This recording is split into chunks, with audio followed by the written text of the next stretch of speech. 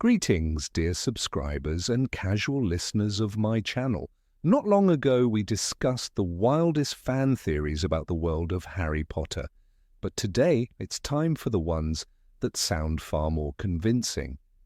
These theories don't really break the canon, they don't distort the characters, and in some cases, they even help us understand their actions better. Of course, these are still fan speculations, not facts, but what if some of them are closer to the truth than we think? Enjoy watching. Number 1, luck was on his side. Barty Crouch Jr. was one of Voldemort's most inventive followers. He managed to infiltrate Hogwarts, impersonate Alastor Moody, and fool even Dumbledore himself. But how is that even possible? Could someone really mimic every habit, every tone of voice, every move of such an experienced aura so perfectly? Some fans believe the secret to Barty's success wasn't just in the Polyjuice potion, but in Felix Felicis, the liquid luck potion. It might have helped him survive the most dangerous first days under disguise, when even the smallest mistake could have given him away. Once everyone trusted Moody, luck was no longer needed. Crouch could rely on the information he'd extracted from the real Moody and his own acting talent. Quote, I kept him alive under the Imperius curse. I had to question him, about his past, his habits, his preferences, so that I could fool even Dumbledore. Harry Potter and the Goblet of Fire. It's unlikely that Crouch drank Felix Felicis constantly. The potion is far too rare and complex, but a single dose could have changed everything. A drop of luck that made the entire devious plan work flawlessly. Number 2, the good headmaster. It's hard to call Severus Snape the perfect headmaster of Hogwarts. During his rule, the castle was filled with fear, and the students suffered under the Carrow siblings. Death Eaters turned teachers. But behind that grim facade, there might have been a hidden strategy. Fans believe that Snape, still loyal to Dumbledore's cause, did everything he could to protect the students. He allowed only 2 Death Eaters into the staff, Amicus and Alecto Carrow, keeping others away. He also kept all the other professors in place, shielding them under his authority. Quote, and here's the strange part. Not a single student died during that school year. An incredible fact, given that Hogwarts was under occupation. Even Luna Lovegood was kidnapped not from the school, but from the train. Snape clearly guarded Hogwarts from outside interference. Snape might have thought it a punishment, said Harry, but Ginny, Neville and Luna are probably laughing about it with Hagrid right now. Harry Potter and the Deathly Hallows. And then there's the darker version of this theory, that Snape deliberately gave the cursed defense against the dark arts position to Death Eaters, letting the curse itself destroy them. That way, he could slowly weaken Voldemort's army, quietly, from within. Number 3, the curse of the seer. Sybil Trelawney often seems like a ridiculous fraud, with her beads, her incense, and her dramatic prophecies. But fans have noticed a strange pattern. Many of her smaller predictions actually come true. We know of only 2 confirmed true prophecies, but what if there were more? Far more. Trelawney remembers nothing from her trance episodes. That means if no one witnesses them, no one ever knows she's spoken a real prophecy. She lives in seclusion in her tower, rarely attending feasts or talking to her colleagues. So who's to say she doesn't fall into trance several times a week, uttering truths no one hears? Maybe she lives under the weight of her gift, unaware of how many true visions pass through her. Her isolation, her odd behavior, her constant nervousness, all could be signs of a woman haunted by power she can't control. Thus was born the theory of the seer's curse, that one who sees the future cannot command it, and is doomed to loneliness because of it. Number 4. Love in a Bottle. The 6th book, The Half-Blood Prince, is steeped in the theme of love potions. They're discussed in class, sold in shops and used by girls desperate for Harry Potter's affection. And amid all this, Harry suddenly falls for Ginny. Coincidence? Some fans think not. Ginny is, after all, the sister of the owners of Weasley's Wizard Wheezes, a shop full of magical tricks, including love potions. Her mother Molly knew such recipes too, and Ginny often helped in the kitchen, giving her plenty of chances to accidentally slip a few drops of something special into Harry's meal. Quote, "Ginny," called Mrs. Weasley softly, "come downstairs and help me with lunch. Harry Potter and the Half-Blood Prince." Of course, a lasting effect would require constant doses, which is unlikely. So fans assume Ginny only gave Harry a small push, just enough to lower his emotional defenses. After that, their feelings grew naturally, or maybe that's exactly how a love potion truly works. Not by creating love, but by awakening what was already there. Number 5. They knew everything. The centaurs of the Forbidden Forest have always been shrouded in mystery. They read the stars and rarely interfere in human affairs. When Firenze saved Harry from Voldemort, another centaur, Bane, was furious. Have the planets not clearly shown what is to happen? Harry Potter and the Sorcerer's Stone. What did they see in the stars? Some fans believe the centaurs already knew that Harry was destined to die at Voldemort's hand, in that very forest. That's why they saw Firenze's act as blasphemy, a disruption of fate. And the prophecy came true, though years later. Harry did die in the Forbidden Forest. After that, in the Deathly Hallows, the centaurs finally joined the battle. Until then, they had remained neutral, waiting for the prophecy to be fulfilled. Quote, "Bane!" roared Hagrid. "Are you happy now? Are you happy Harry Potter's dead?" Harry Potter and the Deathly Hallows. It seems even magical creatures understood. The fate of the Chosen One wasn't random. It was written in the stars, part of a cosmic design that could not be changed. Number 6. Luna Lovegood, descendant of Rowena Ravenclaw. Luna Lovegood always seemed to live in a world slightly out of sync with everyone else's. Her voice floated like a song. Her eyes saw things others dismissed as nonsense. But what if her nonsense was ancient wisdom? Many fans believe Luna is a direct descendant of Rowena Ravenclaw. The name Lovegood itself feels too symbolic to be random. The one who loves goodness. Rowena's diadem bore the inscription, "Wit beyond measure is man's greatest treasure." Luna lives by that truth, not through books or logic, but through intuition and kindness, the same qualities that once defined Ravenclaw herself. Her connection to unseen things hints at something deeper. She can see thestrals, creatures visible only to those who have witnessed death. But Luna speaks of them without fear. "You're just as sane as I am," she tells Harry in the Order of the Phoenix.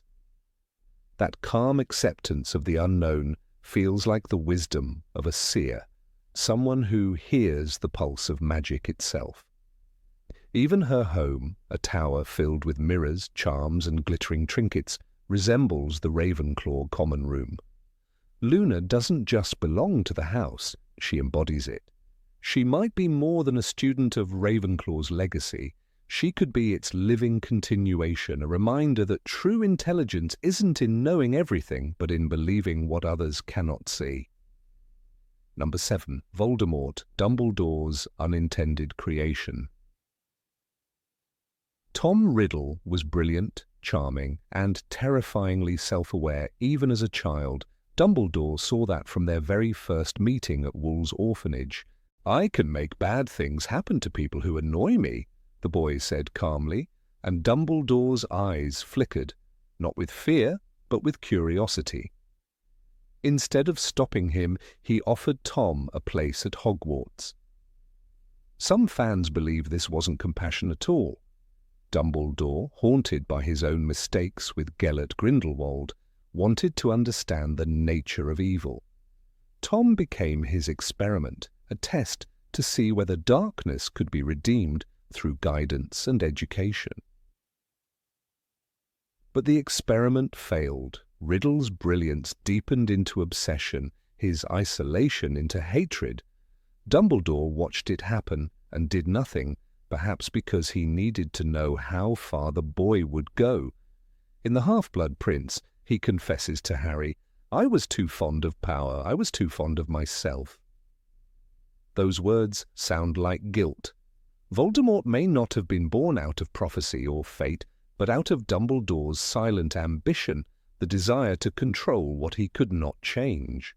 That's why in the end he guided Harry differently, not by shaping him, but by letting him choose. It was his way of undoing the creation of the monster he once allowed to rise. Number 8. The Dursleys were cursed by Harry. The Dursleys' cruelty toward Harry has always seemed excessive. Vernon's rages, Petunia's shrill disgust, and Dudley's spoiled cruelty went far beyond normal human behavior. Some fans believe their hatred wasn't entirely their fault. When Voldemort's curse rebounded, a fragment of his dark magic stayed inside Harry, not just the Horcrux in his scar, but a poisonous aura of raw, unbalanced power. Living under the same roof with him meant living under a constant shadow of that energy. It amplified every ugly impulse. Small annoyances turned into fury. Fear turned into hate.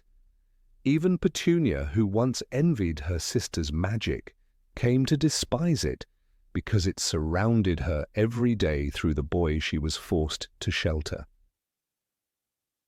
Rowling's text supports this reading in subtle ways. In The Order of the Phoenix, when Dumbledore explains why Harry must return to Privet Drive each summer, he says, "Your mother's blood lives in you and her protection lives in your aunt." But what if that protection was never pure?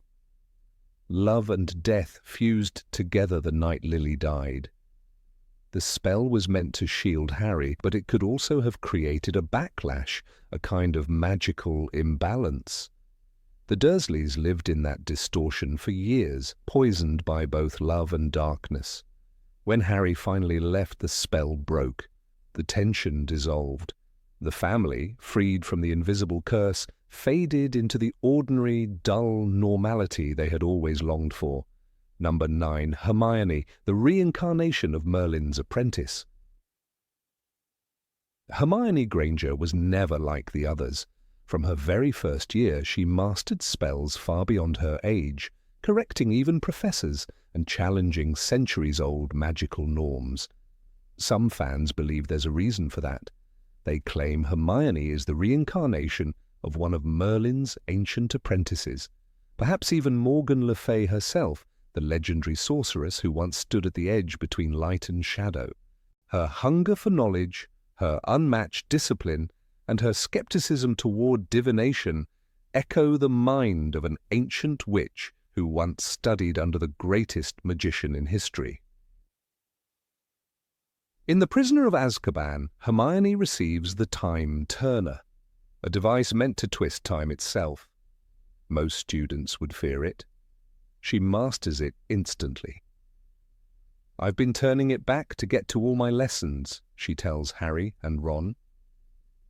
But the Time Turner is more than a tool. It's a symbol. It represents the idea of returning to the past, reclaiming what was once lost. Perhaps through it, Hermione unconsciously reconnects with her ancient self, reliving fragments of a previous life she doesn't remember. Her ability to control time so naturally feels less like learning and more like remembering. Her entire character reflects an old soul trapped in a young body. She speaks of fairness and order like someone who has seen centuries of chaos. When she protects the house elves or challenges the Ministry of Magic, It feels like the work of a reformer reborn, a woman who once stood beside Merlin himself, now returned to bring balance to a new age of magic. Maybe Hermione doesn't just study history, maybe she's part of it. Number 10. Neville Longbottom, the true chosen one. Neville Longbottom was never meant to be the hero, at least that's what everyone thought. The boy who forgot his passwords, who stumbled over his robes, who trembled under Snape's stare, hardly the saviour of the wizarding world. But Sybil Trelawney's prophecy never named Harry.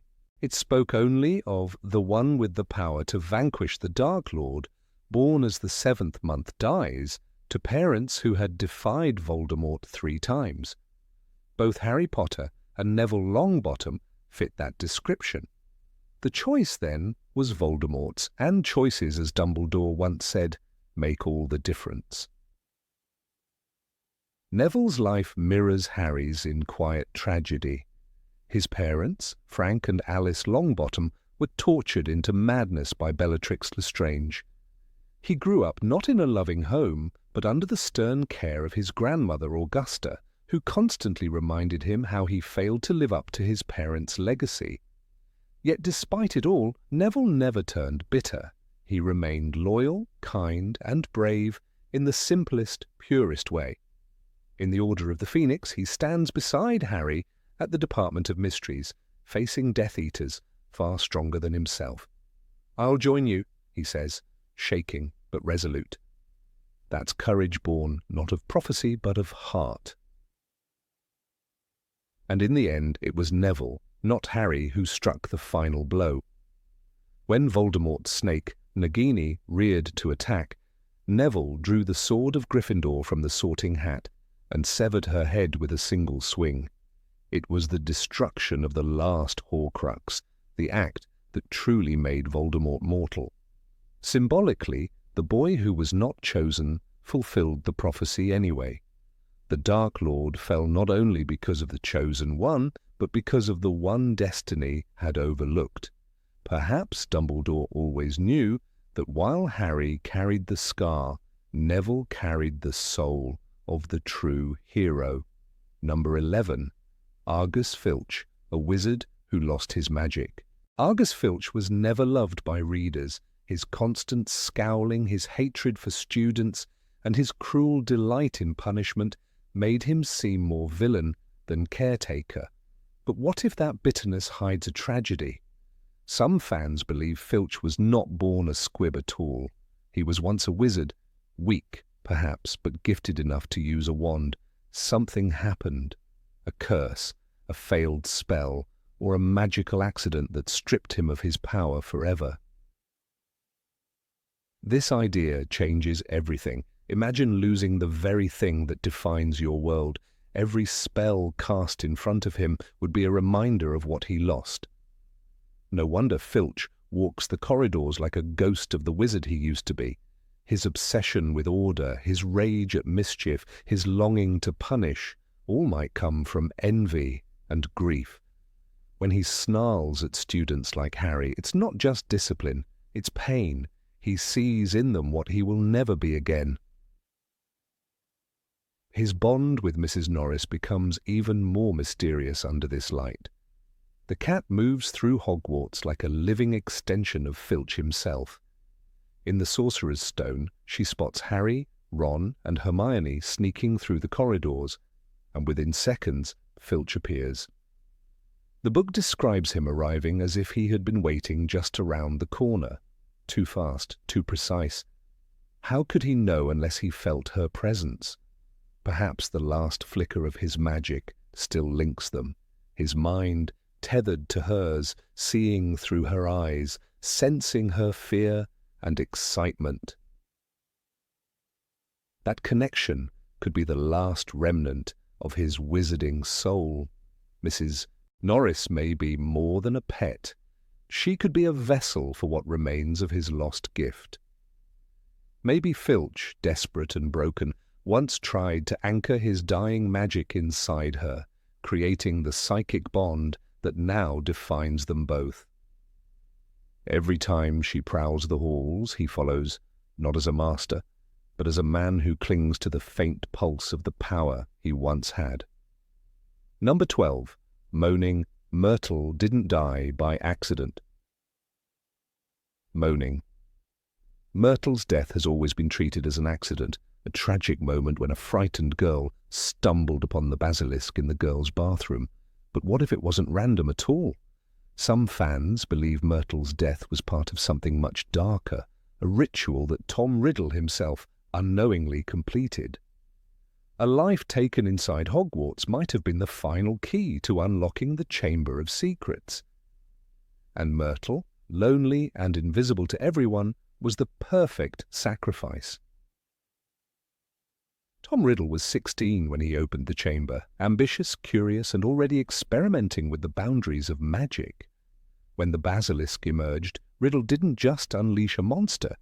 He performed a symbolic act that bound Hogwarts itself. "The girl is dead. The monster's work," he told Professor Dippet in the Chamber of Secrets. But why that girl? Myrtle was a muggle-born, bullied, weak, easy to overlook. Her death might not have been a coincidence, but a required offering, the innocent soul that would awaken the creature sleeping for centuries. And Myrtle's ghost never left the bathroom where she died. She is literally chained to the place that hides the entrance to the chamber. That isn't just a narrative choice. It feels deliberate, as if her spirit became part of the protection around the basilisk itself. For decades, the monster didn't wander freely through Hogwarts, even though it could have. Perhaps it was Myrtle's lingering presence, her grief, her connection to that room, that kept it imprisoned. When Harry and Ron met her years later, Myrtle still spoke as if she remembered every detail of her death. "I remember seeing a pair of great big yellow eyes," she whispered. It was more than fear. It was a moment that tied her forever to the school's deepest secret. Maybe that's why, when the chamber opened again, she was the first to know, not just because she saw the monster once, but because, in a strange way, she belonged to it. Number 13. Peter Pettigrew's redemption was not a choice. When Peter Pettigrew appeared in the dungeons of Malfoy Manor in Harry Potter and the Deathly Hallows, his presence was already a living contradiction, a man once devoted to the Dark Lord, trembling at every command, yet tied by something invisible to Harry Potter himself. Fans often remember the moment he hesitated, wand raised, when Harry pleaded with him to stop. It was a brief flicker of humanity, or so it seemed. But what if it wasn't mercy? What if beneath the fear and confusion something older, deeper, and unbreakable was at work? Something that even Voldemort's control could not suppress. Long before that final encounter, the roots of Pettigrew's strange fate were planted in the dark of the Shrieking Shack in The Prisoner of Azkaban. When Harry, Ron, and Hermione confronted him alongside Sirius Black and Remus Lupin, justice was within reach. Sirius wanted revenge for years of betrayal. Lupin wanted closure for his murdered friends. Even Hermione's trembling hands hinted that Pettigrew deserved no mercy. But it was Harry, with the unwavering moral instinct that defined him, who stopped them. "I don't reckon my dad would have wanted his best friends to become killers. Just for you," he said, his voice shaking but determined. That choice changed everything. By sparing Pettigrew's life, Harry did more than act mercifully. He bound himself to a kind of ancient magic. Wizards of old spoke of the life debt, a mystical thread linking the Saviour and the saved. Once woven, it cannot be broken, no matter the will of either party. It compels repayment even against the rescuer's enemies. Dobby, for example, was bound by his gratitude to Harry after being freed from the Malfoys. Snape's protection of Harry was also a kind of debt, to Lily's sacrifice.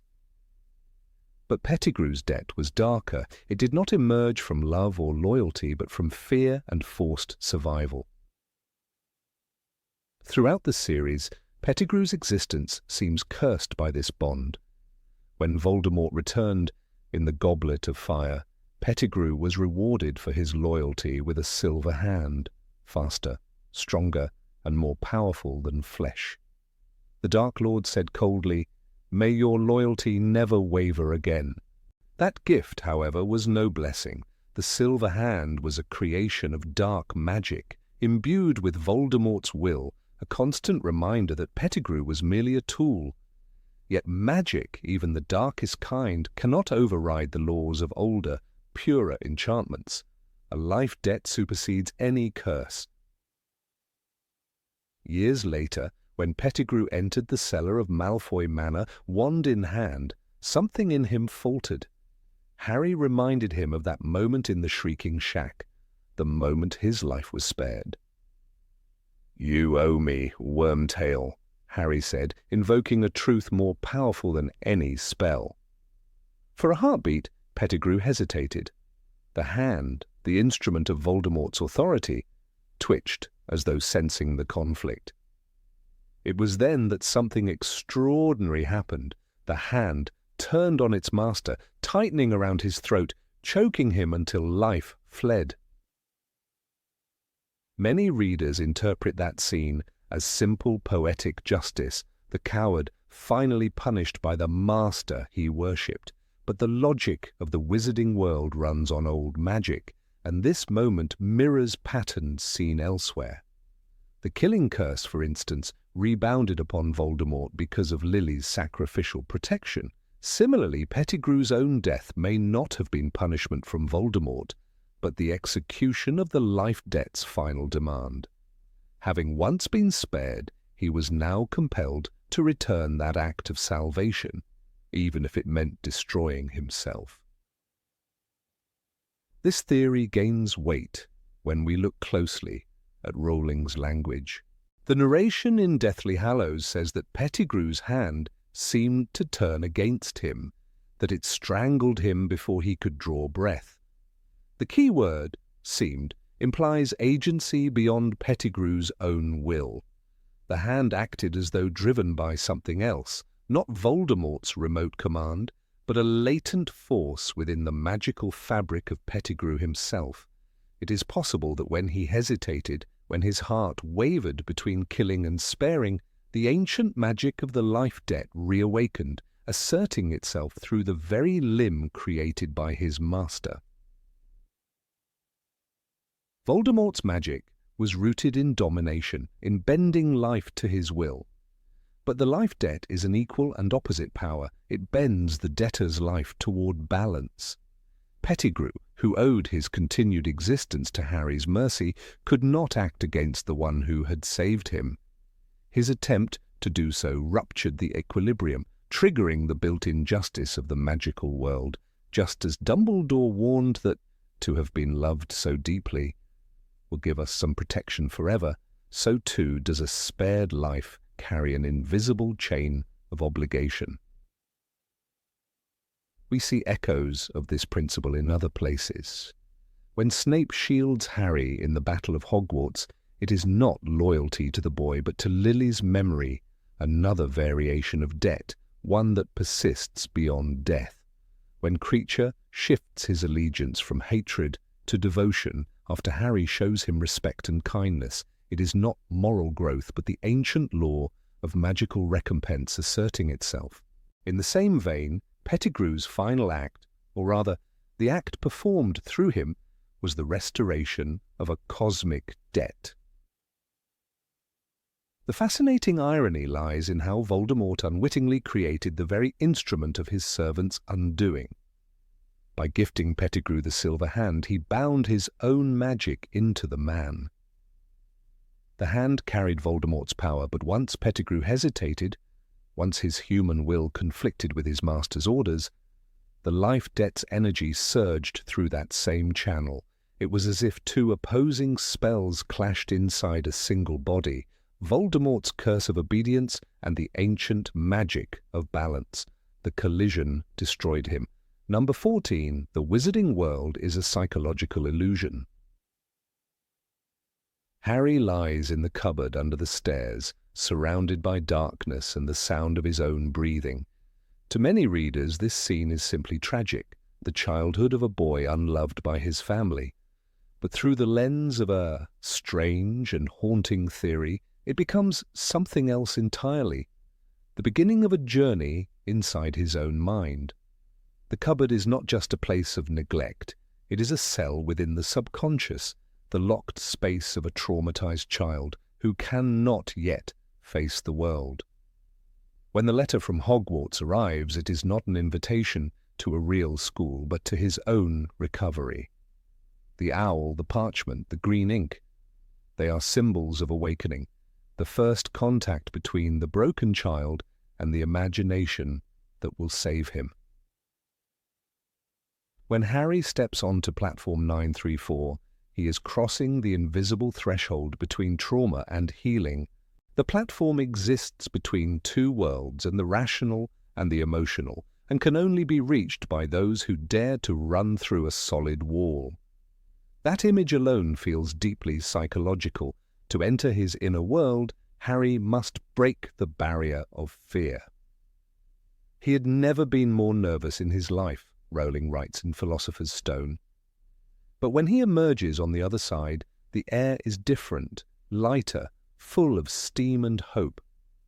The world of magic begins not as an external adventure, but as a projection, a vivid therapy space where his mind can start to rebuild itself. Each figure he meets inside that world embodies something essential about the process of healing. Hermione Granger, with her logic, control, and obsession with books, represents the rational mind, the voice that wants to make sense of chaos. "We could all have been killed, or worse, expelled," she says, embodying the part of Harry that still fears breaking rules, still clings to order as protection. Ron Weasley, meanwhile, is pure emotion, loyal, warm, impulsive, full of laughter and anger.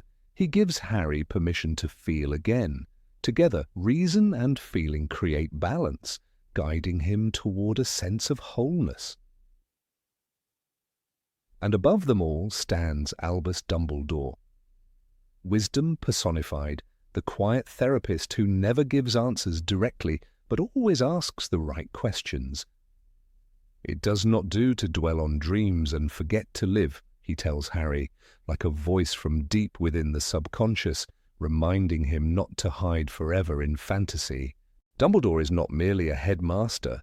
He is the embodiment of insight, the guardian of inner equilibrium. His calmness contrasts with the violence of Harry's fears, showing the path from pain toward acceptance. Voldemort, on the other hand, is everything Harry cannot yet face, the trauma itself.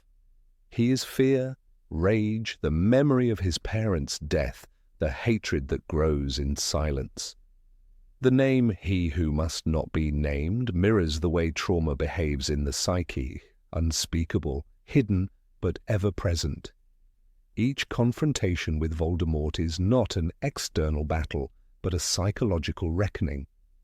When Harry faces him in the mirror of Erised, the reflection shows both temptation and truth, the desire to see what was lost, the risk of being consumed by longing.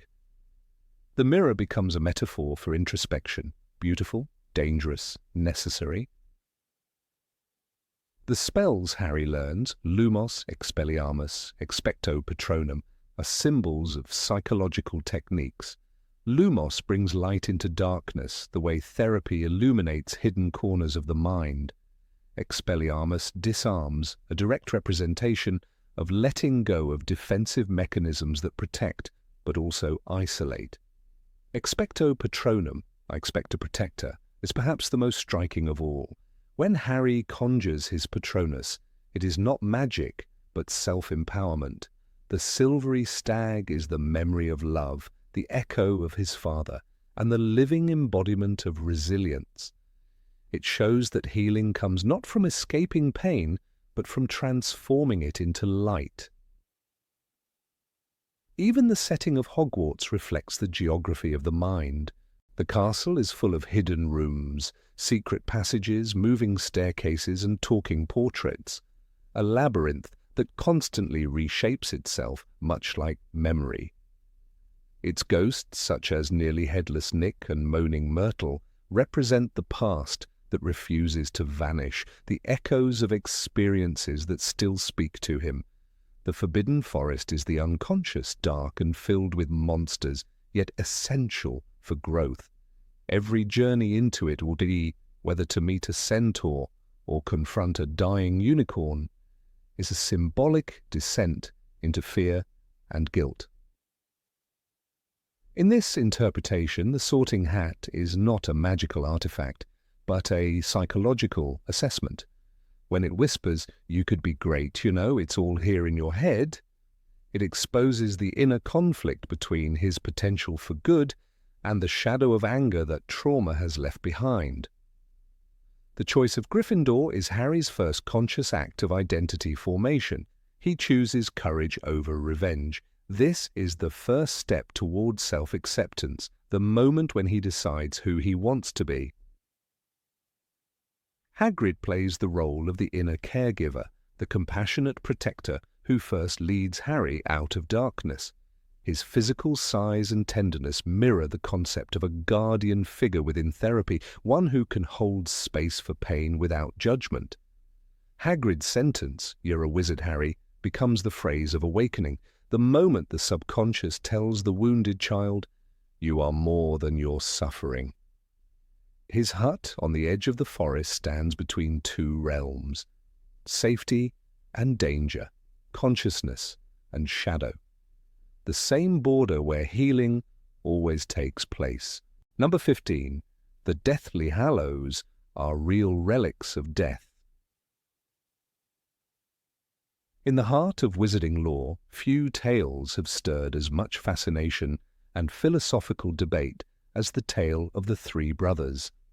The story, told by Beedle the Bard and later recounted by Xenophilius Lovegood, appears to be a simple moral fable, a warning against arrogance and a celebration of wisdom. But for many readers and scholars of magic, it feels too vivid, too tangible to be mere fiction. What if the Deathly Hallows were never symbolic at all? What if they were literal fragments of death itself, remnants of an ancient, sentient force that shaped the boundaries between life and what lies beyond? Such an idea, while unsettling, explains much of the mystery surrounding their power and their connection to Harry Potter's destiny. When Hermione first reads the tale aloud in the Deathly Hallows, her rational mind immediately categorizes it as allegory, but the artifacts described, the Elder Wand, the Resurrection Stone, and the Invisibility Cloak, undeniably exist. Albus Dumbledore possessed all three at various times, and Harry himself held them all in his hands. This simple fact challenges the comforting notion that Beedle's story was a legend. It suggests that a real entity, death itself, once walked the earth, leaving behind pieces of its being in the form of these relics. In this interpretation, each hallow represents not a human-made tool, but a part of death's own anatomy and essence. The first and most terrifying relic, the Elder Wand, has always been associated with violence. It is a wand that must always win duels for its owner, as Lovegood explained, a wand that would make the wizard invincible. But that description also mirrors something far darker. Throughout the series, the wand acts almost like a living entity, responding not just to magical skill, but to intent, loyalty, and bloodshed. In the Deathly Hallows, it is said to contain a strange thrill of power when held by someone worthy. Could it be that the wand's core is not a mythical material at all, but a fragment of death's own bone, a calcified shard of power capable of channeling the force that ends all life? Its thirst for conquest and domination would then make sense. It is part of death's hand, ever reaching for control, ever craving to strike. The Resurrection Stone, by contrast, hums with melancholy. Embedded in the Peveril ring that Dumbledore wore, it is said to turn 3 times in the hand of the holder, summoning shades of the dead, but the beings it calls forth are not fully alive. They seemed less substantial than living humans, Rowling writes, their eyes seeing beyond the veil, but not truly here. The stone does not resurrect, it reveals. If we imagine it as death's heart, the metaphor transforms into something visceral and real. Through this fragment, the holder feels death's pulse, a gateway to the other side. Dumbledore's obsession with it, his yearning to see his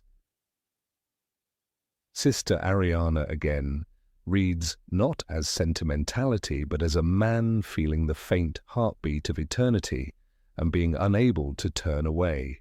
And then there is the cloak, the most unassuming of the 3, yet perhaps the most sacred.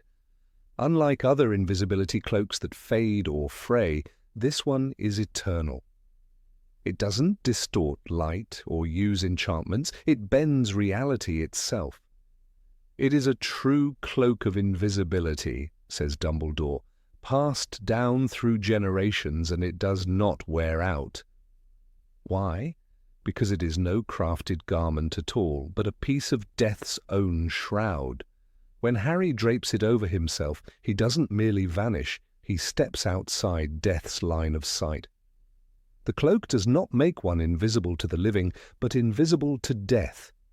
That is why death could never find Ignotus Peveril.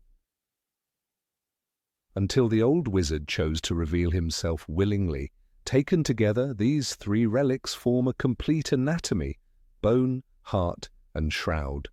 The wand embodies death's power to end life, the stone, its awareness of the souls beyond, and the cloak, its eternal presence over all mortal beings. When united, they do not grant dominion over death through force, but through understanding.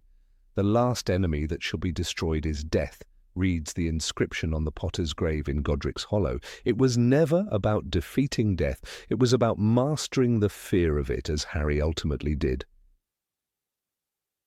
Dumbledore understood part of this truth, though not all. His lifelong study of the Hallows was driven by guilt and longing.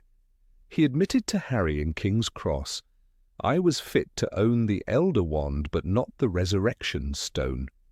He recognized that the wand represented control, and that his own hunger for control had led to tragedy.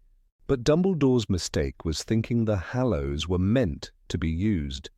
They were never weapons or tools. They were mirrors reflecting the soul of whoever touched them. To wield death's bone, heart, or cloak without reverence was to invite corruption, just as Voldemort did with every Horcrux he made. The difference between a Hallows seeker and a Horcrux maker was not power, but humility.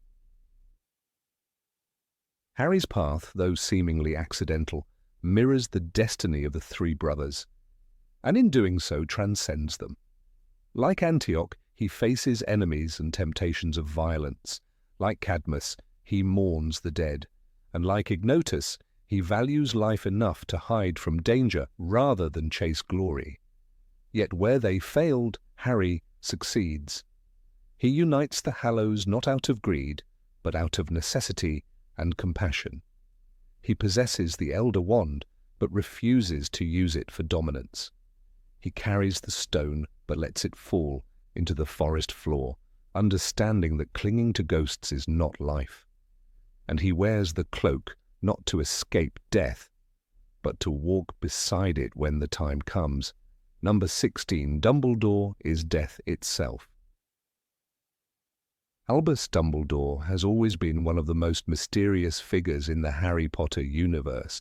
His actions often walk a fine line between wisdom and manipulation, kindness and secrecy. Yet among all the theories about him, one stands above the rest.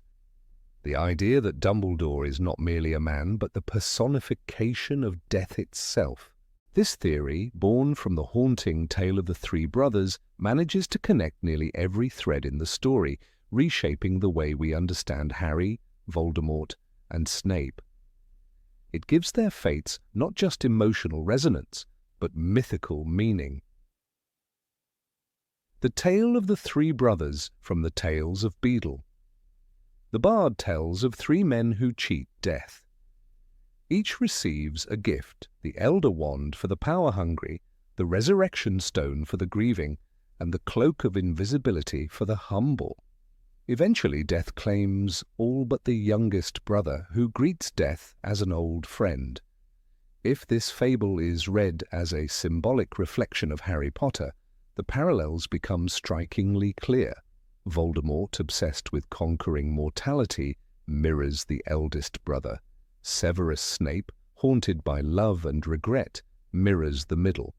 And Harry, who learns to accept death with grace, stands as the youngest. The story seems complete until one asks the most important question: who, then, is Death? The answer, many believe, is Dumbledore. It is Dumbledore who owns, or at least commands, all three Deathly Hallows at some point in his life. He is the master of the Elder Wand, the possessor of the Resurrection Stone hidden within the ring, and the one who passes the invisibility cloak to Harry. Like Death in the story, Dumbledore meets each brother in turn: Voldemort, Snape, and Harry, and in his own way leads them to their ultimate fates. The pattern is almost poetic. He grants, takes, and guides, all while standing at the boundary between life and death, wisdom and inevitability. Dumbledore's relationship with the Elder Wand alone cements much of this theory's foundation. The wand, known as the most powerful in existence, becomes his after his legendary duel with Gellert Grindelwald. Dumbledore does not use it to dominate, but to protect. Yet its dark history and his eventual manipulation of its ownership, even after death, reveals a man who understands the mechanics of mortality and mastery better than anyone else. Voldemort, like the eldest brother, believes the wand will make him invincible. He hunts it obsessively, kills for it, and, like the brother in the story, meets his demise because of his arrogance. Dumbledore, the true Death, allows him to fall by his own hand. The Resurrection Stone, embedded in Marvolo Gaunt's cursed ring, tells another part of this riddle. Dumbledore finds it while seeking redemption for his past sins. He knows the stone's history and its danger, yet he cannot resist the temptation to see his lost family again, his sister, Ariana, whose death marked him forever. When he uses the ring, he seals his fate with a curse that slowly kills him. But even this fits the mythic design. Death, in this story, plays with the boundary of resurrection. Dumbledore alone can wield the stone not to summon the dead, but to guide the living, for he later gives it to Harry through the golden snitch, ensuring it will serve not as a temptation, but as a comfort before sacrifice. And then there is the Cloak of Invisibility, the purest and most humble of the Hallows. Unlike the other two, it does not promise power or resurrection. It promises peace, the ability to walk unnoticed through danger. Dumbledore never uses it for himself. Instead, he keeps it safe for Harry's father James and eventually returns it to Harry. This act echoes Death's behavior in the fable, gifting the cloak to the youngest brother who will use it wisely. The detail is small but deliberate. Dumbledore becomes not a collector of power, but a distributor of destiny. He knows who should have which relic, and when. When Dumbledore meets Snape in life and Voldemort in death, his role as the symbolic death grows clearer. With Snape, he orchestrates a tragedy steeped in love and loss. "You have kept him alive so that he can die at the proper moment," Snape accuses in the Deathly Hallows. Dumbledore's quiet response: "Don't be so shocked, Severus. How many men and women have you watched die?" Sounds almost like death itself speaking. He does not condemn, he reminds. Snape, the middle brother, uses his Resurrection Stone, Lily's memory, to guide his life, and in the end, Dumbledore ensures that Snape's death carries meaning. Death, here, is not cruel, but just. With Voldemort, Dumbledore's influence is subtler yet decisive. Voldemort spends his life running from death, slicing his soul into pieces, convinced that mastery over magic will grant him eternity. But Dumbledore knows the truth. Do not pity the dead, Harry. Pity the living, and above all those who live without love. That line, spoken from beyond the grave, captures the essence of death's lesson. Voldemort's fall is not punishment. It is the inevitable conclusion of defiance against nature. Dumbledore does not kill him. He allows him to destroy himself. Death waits patiently, and in the end, it claims its due. Then comes Harry, the youngest brother, the one who greets death like an old friend. When he walks into the Forbidden Forest, he does so with calm acceptance. He does not fight, he does not beg, he understands. In that moment, Dumbledore's teaching and the allegory of the tale align perfectly. The invisibility cloak shields him not from death, but from fear. The resurrection stone lets him feel the presence of those he loves. And the Elder Wand, still tied to him by loyalty, ensures that his sacrifice has power. Death, personified by Dumbledore, is no longer an enemy, it is a guide. The most powerful confirmation of this theory comes in the liminal scene at King's Cross. After being struck by Voldemort's killing curse, Harry awakens in a place that feels both real and unreal. Bright, misty, infinite. And waiting there is Dumbledore. The encounter reads like the meeting between the youngest brother and death. "Where are we?" Harry asks. "Well, I would say you were between worlds," Dumbledore replies, "between life and the next great adventure." He does not command Harry to live or die, he offers a choice. Only death could speak so gently about passing on, only death could leave the decision in the hands of the mortal. Even Dumbledore's demeanor in that scene, calm, radiant, unburdened, reinforces the idea that he exists beyond the human realm. He seems to understand every secret, every twist of fate.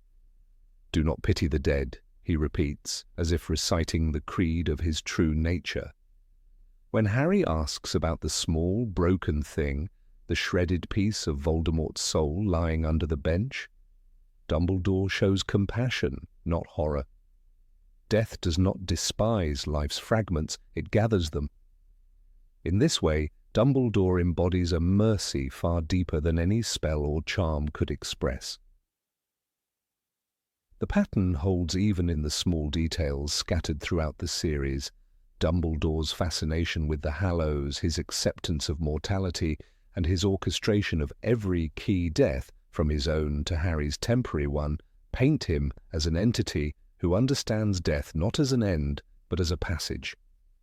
When he arranges his own demise with Snape's help, he does not fear it. He plans it meticulously, ensuring that each piece of the story will fall into place. Death, in myth and magic, always keeps balance, and Dumbledore, through every act, maintains that balance. This theory also redefines Dumbledore's morality.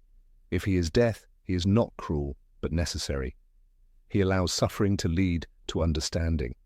He lets lives end when their stories reach their purpose. "It is the unknown we fear when we look upon death and darkness," he once told Harry. Nothing more. It's as if he speaks with the authority of someone who has looked upon that unknown countless times. He encourages Harry not to fear death because he himself is death's gentlest face, the one that teaches rather than takes. In the end, the symbolic harmony is undeniable. Voldemort dies by the Elder Wand, Snape dies clinging to love's memory, and Harry lives because he accepts mortality. Each brother's journey completes the tale from Beedle the Bard, and Dumbledore, like death, stands at the crossroads of their fates.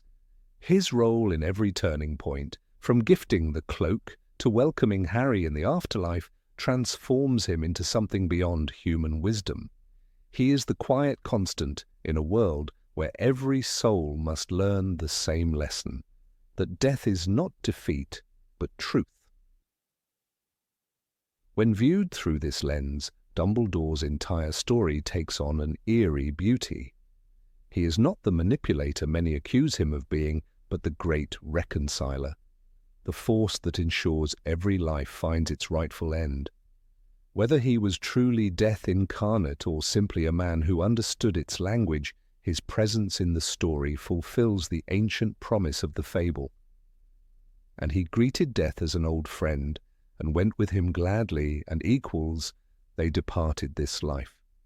In that one line the essence of Dumbledore is revealed, the death that does not destroy but completes. Number 17, Hogwarts is alive. The castle had always been more than stone and magic. Every corridor of Hogwarts seemed to breathe, every flicker of torchlight appeared to have intent. The staircases did not merely shift, they chose. The portraits did not simply speak, they remembered. It was as if the castle itself possessed awareness, quietly observing generations of students pass through its heart, deciding who among them deserved guidance and who deserved a lesson. Many fans have long suspected that Hogwarts is not just enchanted architecture, but a living, conscious being. When viewed through this lens, countless mysteries of the wizarding world begin to make sense. Consider the first-year experience of Harry Potter himself. From the moment he crossed the lake with Hagrid, the castle seemed to recognize him. The lights in the windows shimmered as though in welcome, and when the sorting hat declared, "Gryffindor," the great hall's candles flickered with approval. Hogwarts did not treat every newcomer this way. When Tom Riddle arrived decades earlier, the castle seemed to watch him with suspicion. The very chamber where he later hid the basilisk was ancient, yes, but also buried deep, almost as if the castle wanted to contain him rather than empower him. The architecture of Hogwarts might have responded to Riddle's intentions, keeping its darker parts sealed until his own magic forced them open. The castle's mood shifts were reflected most clearly in its movement. The staircases, forever in motion, created chaos for first years but protected secrets for those who needed them. When Harry, Ron and Hermione ran from Filch in the Philosopher's Stone, the stairs turned abruptly, depositing them right before the forbidden third-floor corridor. Was it coincidence? Or did Hogwarts sense their curiosity and guide them to their destiny? A static building would never take such initiative. The stairs acted almost as nerves, twitching, reacting, guiding. The Room of Requirement is perhaps the most striking evidence that Hogwarts possesses consciousness, described as a space that appears only when a person has real need of it. It adapts to the seeker's mind. When Dobby tells Harry in The Order of the Phoenix about a hidden room that appears when one needs a place to train, Harry's discovery feels less like luck and more like collaboration. The castle heard his unspoken wish for sanctuary and created it. Later, in The Half-Blood Prince, Draco Malfoy uses the same room to hide the Vanishing Cabinet, but the castle does not betray him. It merely mirrors his secrecy. Each visitor sees their desire reflected, and yet the room never lies. It provides exactly what the heart asks for. Nothing more, nothing less. That precision suggests awareness, not randomness. Even the sorting hat, once the property of Godric Gryffindor, supports the theory of Hogwarts consciousness. As J.K. Rowling wrote, the hat contains the intelligence of all four founders.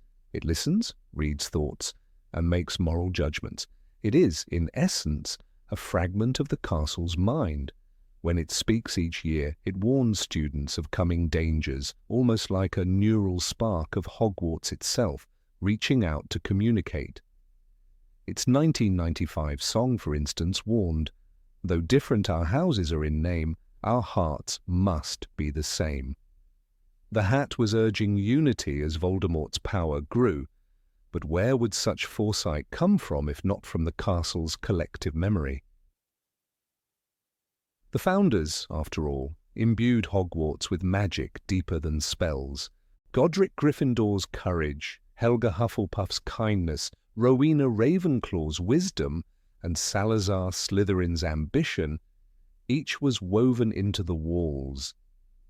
These were not charms that faded, they were imprints. Over centuries they merged, creating a self-aware consciousness that guided its wards. The castle's enchantments grew like roots through time, absorbing emotion and energy. When students laughed in the courtyards or wept in the dormitories, Hogwarts listened. Its stones drank in the echoes of their lives. The Forbidden Forest, lying on the edge of Hogwarts grounds, seems to share this awareness. It acts almost as the castle's defense mechanism. When Harry and Draco encountered the injured unicorn in The Philosopher's Stone, the forest punished the intruder, Voldemort's parasitic form, with centaurs and divine light. It was as if the entire landscape worked in harmony with the castle, ensuring that true evil could never rest within its boundaries. That the Dark Lord required the body of a professor to infiltrate Hogwarts suggests that the school itself rejected him. There are also moments when Hogwarts seems to punish. Peeves the poltergeist, a spirit born from the castle's chaos, is not truly malevolent. He is mischievous energy given form. If Hogwarts has a mind, Peeves might be its laughter, its rebellious streak. He disrupts order, but never causes true harm. During Umbridge's tyranny in the Order of the Phoenix, Peeves became the castle's avenger, gleefully assisting students in tormenting her. It was as if the castle itself had decided to resist. Rowling writes, "The doors locked, the staircases trapped her, and even the suits of armor seemed to take pleasure in her frustration. It was Hogwarts rebelling through its own spirit." In times of war, the castle reveals its deepest instincts. During the Battle of Hogwarts in the Deathly Hallows, Professor McGonagall called upon the statues to defend the school, and they obeyed with sentient precision. "Hogwarts is threatened," she cried.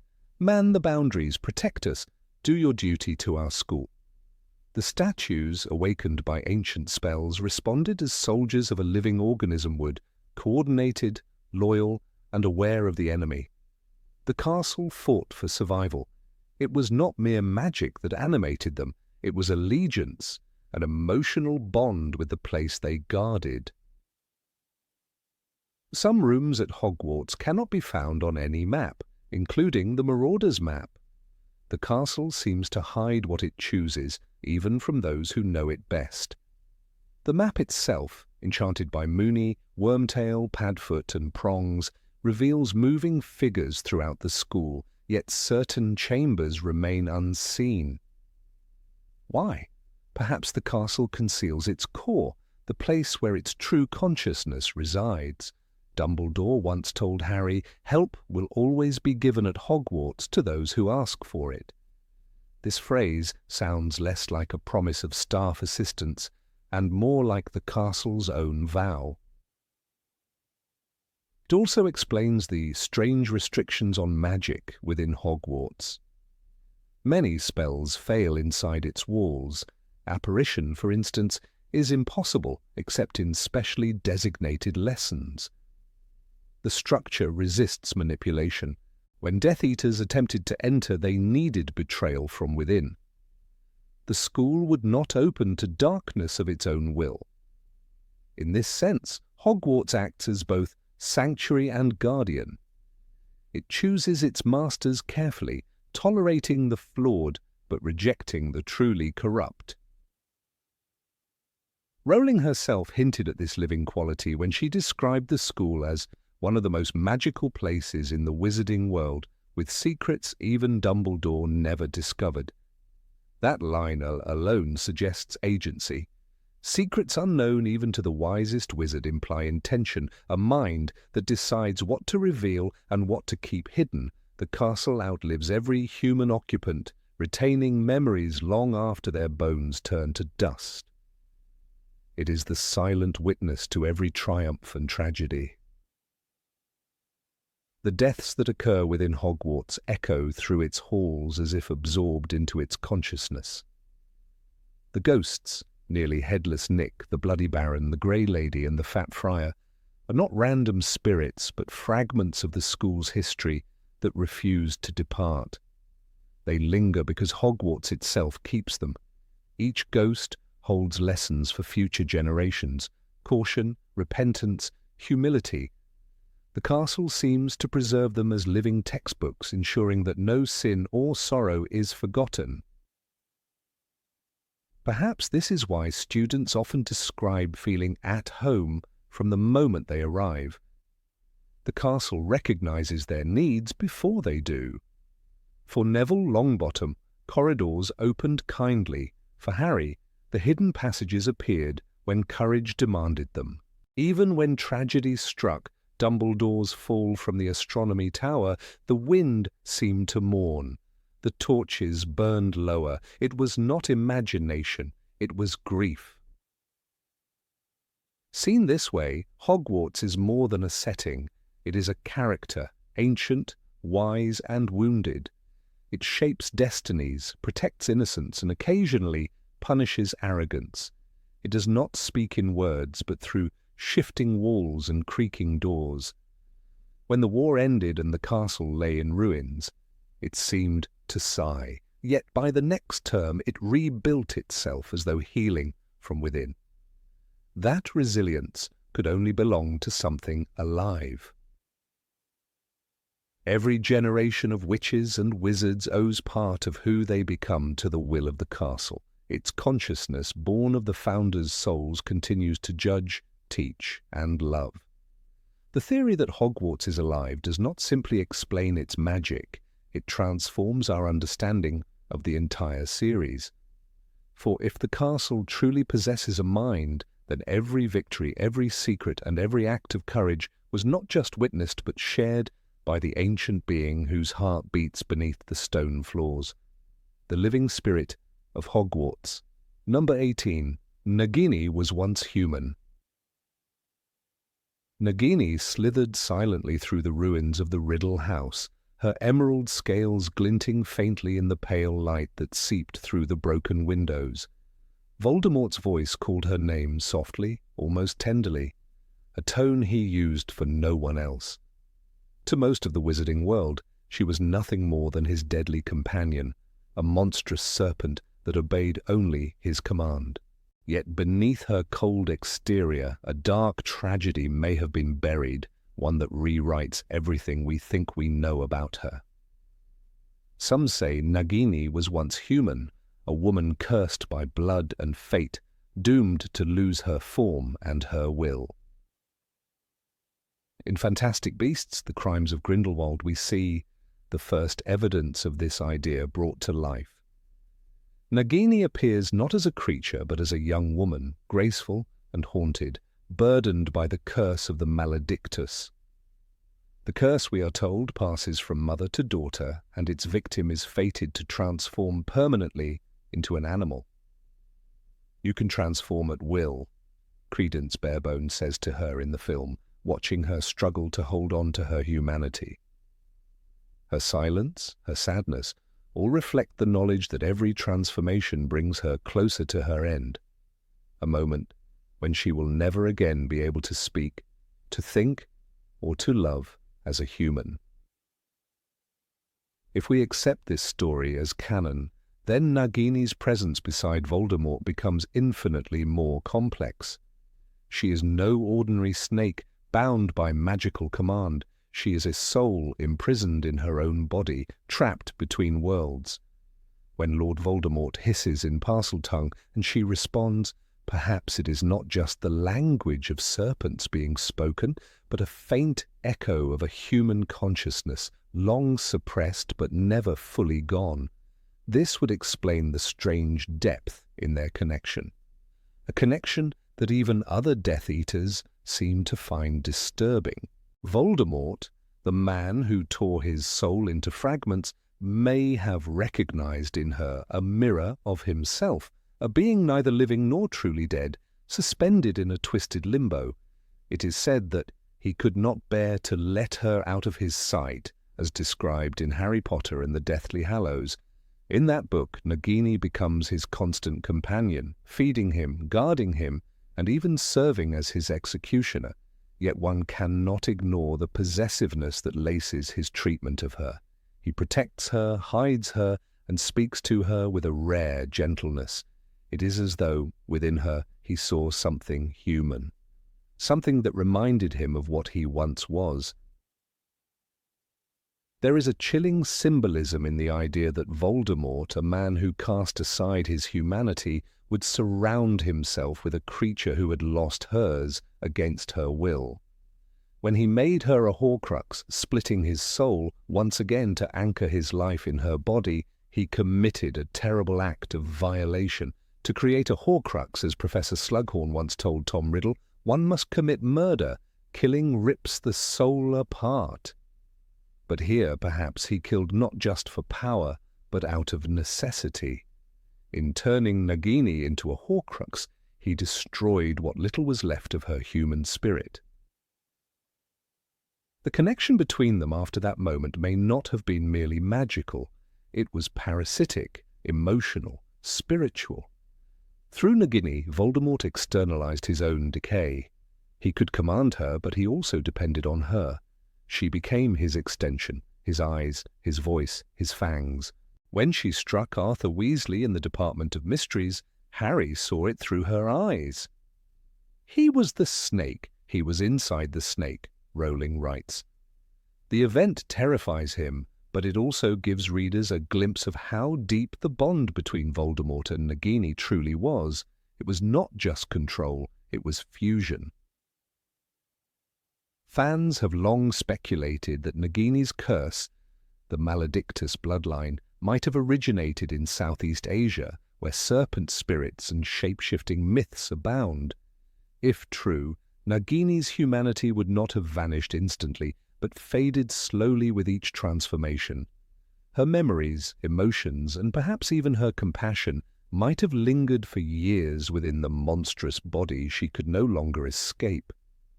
Voldemort, too, began as a man with ambition, dreams, and intellect, but each act of murder, each Horcrux, stripped away another layer of his humanity.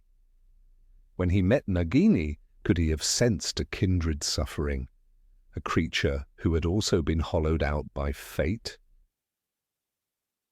It is tempting to imagine a moment, unspoken and unseen, when the Dark Lord looked into the serpent's eyes and recognized a reflection of his own. Perhaps it was that recognition that made him trust her above all others. He never feared betrayal from Nagini. He never cast the Cruciatus upon her, nor spoke her name with contempt as he did to his servants. To Bellatrix he gave orders. To Nagini he whispered secrets. When she coiled around his shoulders in Deathly Hallows, it was almost intimate, grotesquely so, yet undeniably personal. Some readers believe that in killing through Nagini, Voldemort sought to feel alive again. The act of watching her feed on his enemies may have stirred something primitive in him, a memory of dominance and hunger that once belonged to a human predator. And yet, the more he relied on her, the more he dissolved into his own monstrous nature. It is as if Nagini's curse, her final descent into bestial form, infected him in reverse. She lost her humanity unwillingly, and through her he destroyed his deliberately. Together they formed a grotesque unity of opposites, the unwilling monster and the self-made one. There is also a moral dimension to consider. When Voldemort turned Nagini into a Horcrux, he not only condemned her soul, but made her a vessel of evil, something that even she, in her human days, might have feared becoming. The snake that kills Severus Snape in the Shrieking Shack, hissing and striking without hesitation, may still carry a shadow of recognition, a trace of guilt that her trapped consciousness cannot express. Rowling never confirms this, but it lingers in the margins, an ache in the reader's mind. The moment Harry sees her death in Neville's hands, the destruction of the last Horcrux, it feels not only like Voldemort's downfall, but also Nagini's release. If we think back to her human portrayal in Fantastic Beasts, Nagini was gentle, compassionate, and loyal to Credence. She tried to protect him from manipulation, to warn him of the darkness consuming him. That loyalty would one day be twisted into servitude. What if Voldemort exploited that very quality? What if the same instinct that drove her to shield Credence later bound her to Voldemort? A cursed woman, longing for belonging, might have mistaken the Dark Lord's attention for connection. By the time her mind slipped completely into serpentine instinct, his hold on her was absolute. The tragedy of Nagini is, in essence, the tragedy of transformation without redemption. In mythology, serpents often symbolize rebirth, shedding their skin to begin anew. But for Nagini, there was no renewal, only the eternal repetition of loss. Her transformation became permanent not in liberation but in confinement. Voldemort, who split his soul to avoid death, became spiritually caged in the same way. Together they defied the natural order, binding themselves to existence through corruption and curse. Even Dumbledore once warned Harry that it is our choices that show what we truly are, far more than our abilities. Nagini had no choice, cursed before birth, to succumb to her bloodline. Voldemort, however, chose every step toward monstrosity. Yet fate bound them, the cursed and the damned, in a partnership that blurred the line between pity and horror. Their bond, though evil, reveals an unsettling truth about the wizarding world. Sometimes the greatest monsters are those who have lost the ability to feel sorrow for what they have become. And so, when Voldemort dies and Nagini is slain, the circle closes. Two beings who mirrored one another, one born human and forced into a beast, the other born human and choosing to become less than one, perish almost simultaneously. Perhaps in that moment, her soul is finally freed. Perhaps his, shattered and beyond repair, drifts into the void he created for himself. The theory that Nagini was once a woman does more than explain her presence at his side. It transforms her from symbol to tragedy, from monster to victim. It is a reminder that even in the darkest corners of the Harry Potter universe, evil is rarely simple, and every serpent may once have been someone capable of love. Number 19. Lily Potter, the true master of the Elder Wand. Few readers ever stop to consider that the Elder Wand, the most powerful wand in existence, might not have truly belonged to Harry Potter or even to Albus Dumbledore, but to someone who never wielded it at all. Lily Potter. When Voldemort raised the wand against her infant son in Godric's Hollow, the laws that had governed its allegiance for centuries may have been broken by something older and deeper than any spell, a mother's willing sacrifice. That night, death itself hesitated. And in that hesitation the Elder Wand lost its true master and gained another, one defined not by conquest, but by love. The Elder Wand's history is drenched in blood. According to the tale of the three brothers, it was created by Death himself, meant to pass from killer to killer, always serving the one who had taken power by force. Antioch Peverell won it through arrogance, and died because of it. Since then, it changed hands countless times. Grigorovitch, Grindelwald, Dumbledore, each owner believing they had mastered death. Yet every one of them misunderstood the same truth. The wand was bound not just by victory, but by intent. And that is where Lily Potter's story changes everything. When Voldemort arrived at the Potters' home, he did not expect resistance. He killed James first, easily. Then he faced Lily. She was unarmed. She had no wand raised, no spell to defend herself. But she refused to step aside. In Harry Potter and the Philosopher's Stone, Dumbledore later explained to Harry, "Your mother died to save you. If there is one thing Voldemort cannot understand, it is love." That protection became a charm so ancient, it defied dark magic itself. What no one realized is that it might also have rewritten the oldest magical law governing the Elder Wand, that true mastery is not only about victory, but about power freely surrendered. The Elder Wand recognizes the conqueror. It responds to the one who disarms, defeats, or kills its master. But Lily's act inverted the rule. She did not conquer Voldemort with a spell. She conquered him by denying him victory.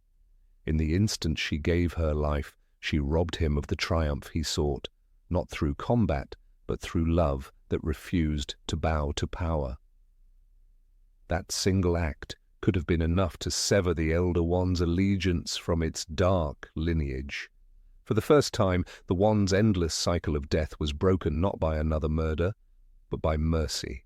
This idea also explains one of the strangest moments in the series, why Voldemort, armed with the Elder Wand, could not kill Harry. According to wand law, as explained by Ollivander in Harry Potter and the Deathly Hallows, the wand chooses the wizard. But the Elder Wand's allegiance goes further. It chooses the wizard, whose victory is true. Voldemort assumed that because he had taken the wand from Dumbledore's tomb, its loyalty was his. Yet when he cast the killing curse in the Great Hall, the wand refused to harm its rightful heir. Why? Because long before Harry, its loyalty had already shifted to the power that had defeated death itself, the power Lily unleashed in Godric's Hollow.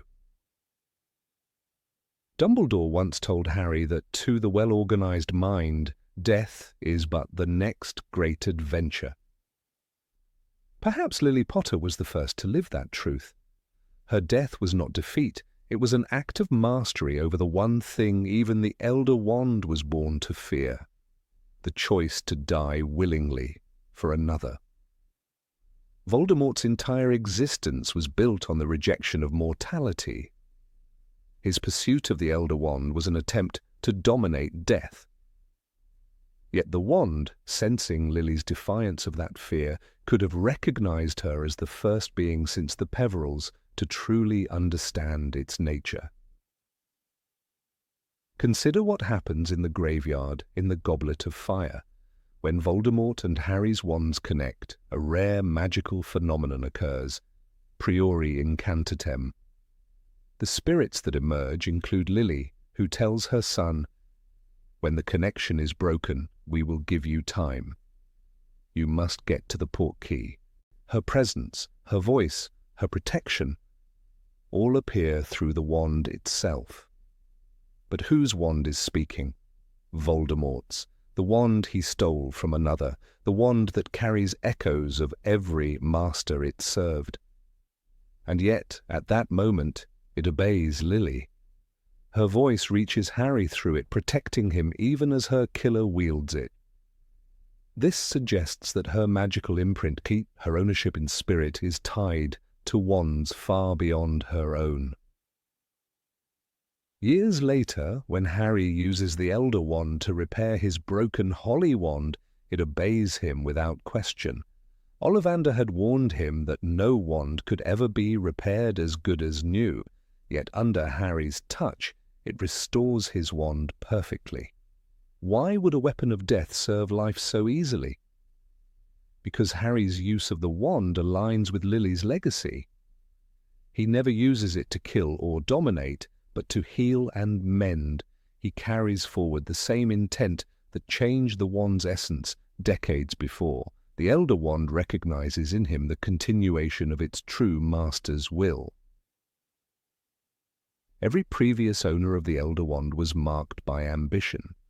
Dumbledore himself admitted that he took it because I was a fool, because I was afraid. Lily was none of those things. She neither sought power nor feared death. Her sacrifice was the first act that aligned the Elder Wand with love instead of destruction. It explains why Dumbledore, though powerful, could never truly control it without being cursed by its history.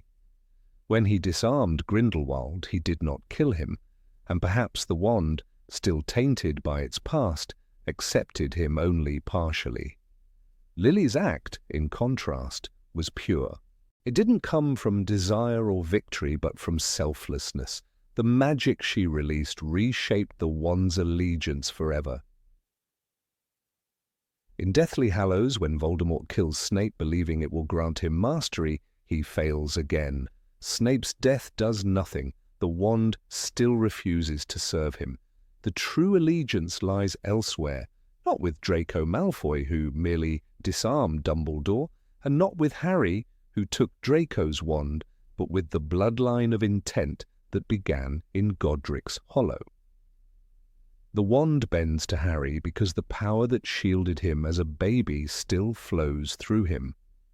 When Voldemort casts Avada Kedavra, and Harry's Expelliarmus rebounds it, the Elder Wand's choice becomes clear. It does not betray Voldemort out of confusion. It fulfills the allegiance that began with Lily's final breath. There's a chilling beauty in that idea, that the world's most dangerous weapon could be tamed not by spells or duels, but by compassion. The Elder Wand's title, Death Stick, becomes ironic. It no longer serves death after Lily's sacrifice, it serves love's defiance of it. Her magic didn't just protect her son, it rewrote the wand's very code. A weapon built to glorify power became a relic that recognizes humility. When Harry buries it within Dumbledore's tomb, refusing to use it again, the wand rests. Not because its story ends, but because its purpose is finally fulfilled. The theory also provides a subtle answer to one of the saga's enduring mysteries. Why Dumbledore's plan for Harry always seemed to work as though guided by an unseen hand. He admitted to Harry that he had often made mistakes, that he cared too much. But what if it wasn't luck or manipulation that ensured Harry's survival? What if every encounter, every narrow escape, was supported by the lingering enchantment of Lily's ownership, an invisible shield that extended through the wand's destiny itself? The Elder Wand's refusal to kill Harry in the forest, when Voldemort casts the killing curse and Harry finds himself in King's Cross, is not random mercy. It is obedience to Lily's mastery, still unbroken. This interpretation reframes the entire duel in the Great Hall. When Voldemort's curse rebounds, the narration states simply, "Tom Riddle hit the floor with a mundane finality." The wand had turned against him, but not because of Harry's power. It was because the Elder Wand, bound to Lily's love, could never serve the man who had destroyed her. The ultimate irony of Voldemort's fall is that he was defeated not by his victim, but by the love he mocked as weakness. Lily Potter, the witch who never held the Elder Wand, became its truest master. Even the symbol of the Deathly Hallows reflects this hidden truth. The circle within the triangle represents the resurrection stone, but also the eternal cycle of life and death. The line, "Elaid the Elder Wand," passes through it, suggesting that true mastery lies not in escaping death, but accepting it. Lily embodied that acceptance. Her choice to die willingly breaks the Hallows' meaning open. Mastery of death belongs not to those who wield, but to those who love. In the end, Lily's unseen hand may have guided the final battle as surely as Dumbledore's plan. The Elder Wand, forged for death, found in her a paradox it could not overcome. When she stood before Voldemort, unarmed, her act did not just save a child, it transformed the deepest laws of magic. The wand that answered to killers began, at last, to answer to mercy. And when Harry faced his enemy years later, it was not the boy who lived who triumphed, it was the mother who loved. Number 20. Harry and Voldemort, two halves of the same soul. When Harry Potter stood in the graveyard of Little Hangleton, facing the resurrected Lord Voldemort, something deeper than fear filled the air. It was as though two mirrors faced one another, reflecting endlessly, light and darkness circling in the same space. Many readers saw it as the ultimate clash between good and evil, but others have looked closer and asked a disturbing question. What if Harry and Voldemort were not opposites at all, but two halves of the same fractured soul? This theory goes far beyond the familiar Horcrux explanation. It suggests that when the killing curse rebounded in Godric's Hollow, it didn't just wound Voldemort's soul, it split it in a way no magic had ever done before. A fragment didn't merely lodge inside Harry like a parasite. Rather, the blast created a spiritual mirror, a division of essence. Harry became not a container for Voldemort's soul, but its reflection, its other side, the part capable of feeling love, empathy, and remorse.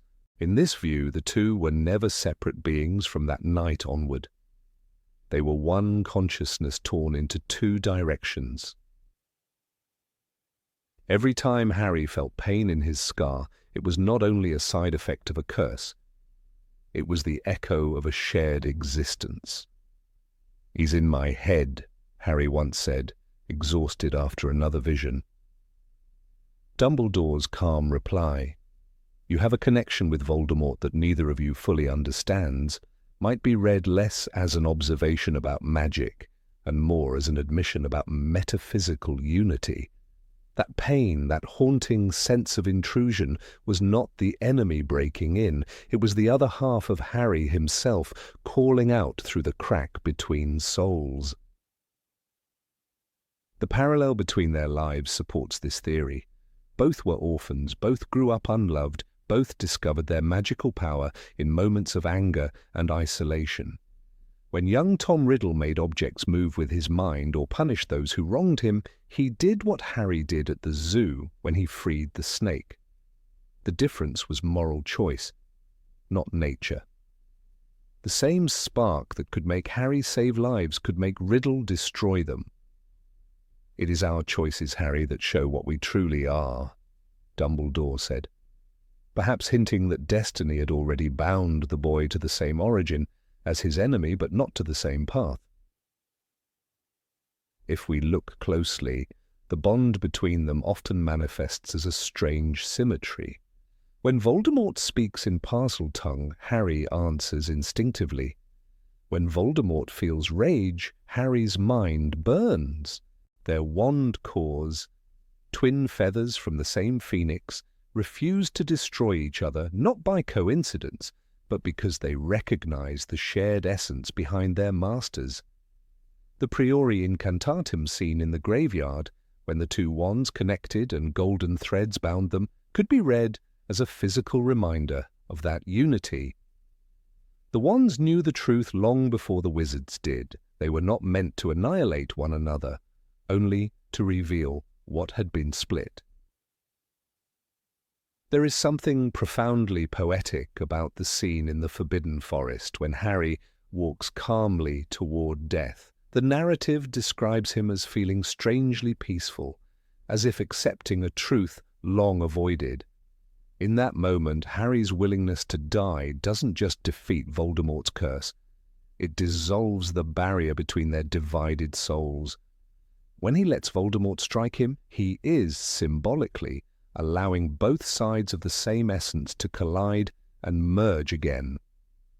That's why after the curse, Harry finds himself in the strange, glowing version of King's Cross Station, a place between life and death, but also perhaps between halves of a divided being. Lying on the floor nearby is the small, shriveled creature that represents Voldemort's fragment, helpless, unloved, incomplete. Is this real, or has this been happening inside my head? Harry asks. Dumbledore's answer: of course it is happening inside your head, but why on earth should that mean that it is not real? Takes on a chilling new meaning under this theory. The battle, it seems, has always been inside his head. Fans often point out that Harry's compassion toward Voldemort at the very end, calling him Tom Riddle, urging him to show remorse, doesn't feel like victory, but reconciliation. Harry doesn't kill Voldemort out of hatred. He tries to bring him back, even for a second, from the abyss. That is not the behavior of an enemy. It is the instinct of one soul trying to heal another part of itself. When Voldemort refuses and his own curse rebounds yet again, it's not destruction. It's rejection. They say the dark half denies the light and thus ceases to exist. Another powerful clue hides in how Rowling describes their inner connection through dreams. Harry's visions are not simple glimpses of Voldemort's actions. They are first-person experiences. He feels emotions that are not his own. He sees through eyes that are not his. No ordinary link, magical or otherwise, can explain such depth.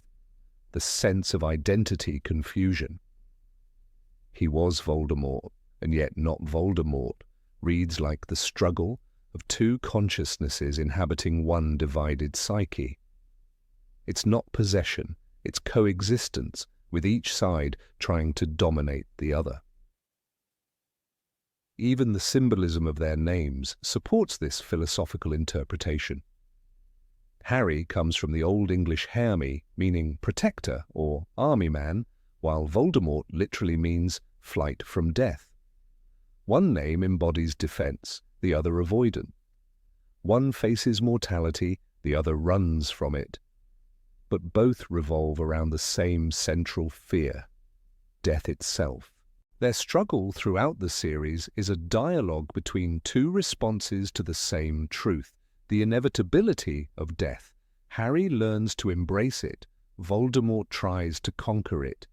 In Jungian terms, Voldemort is Harry's shadow, the repressed fear and desire for control that every human carries. Only by acknowledging the shadow can the self become whole. Consider the conversation in Deathly Hallows when Harry finally confronts the truth about his own impending death. He doesn't think of Voldemort as a monster anymore. He thinks of him almost with pity. He was still just a man, the narration says. This emotional shift marks the moment when Harry transcends the duality. He no longer sees himself as good and Voldemort as evil. He recognizes that the potential for both has always lived within him. The boy who once wished his tormentor's pain, who felt rage enough to cast the Cruciatus curse, understands at last that light and dark are not separate worlds. They are two languages of the same soul. Even their physical descriptions underline this unity through opposition.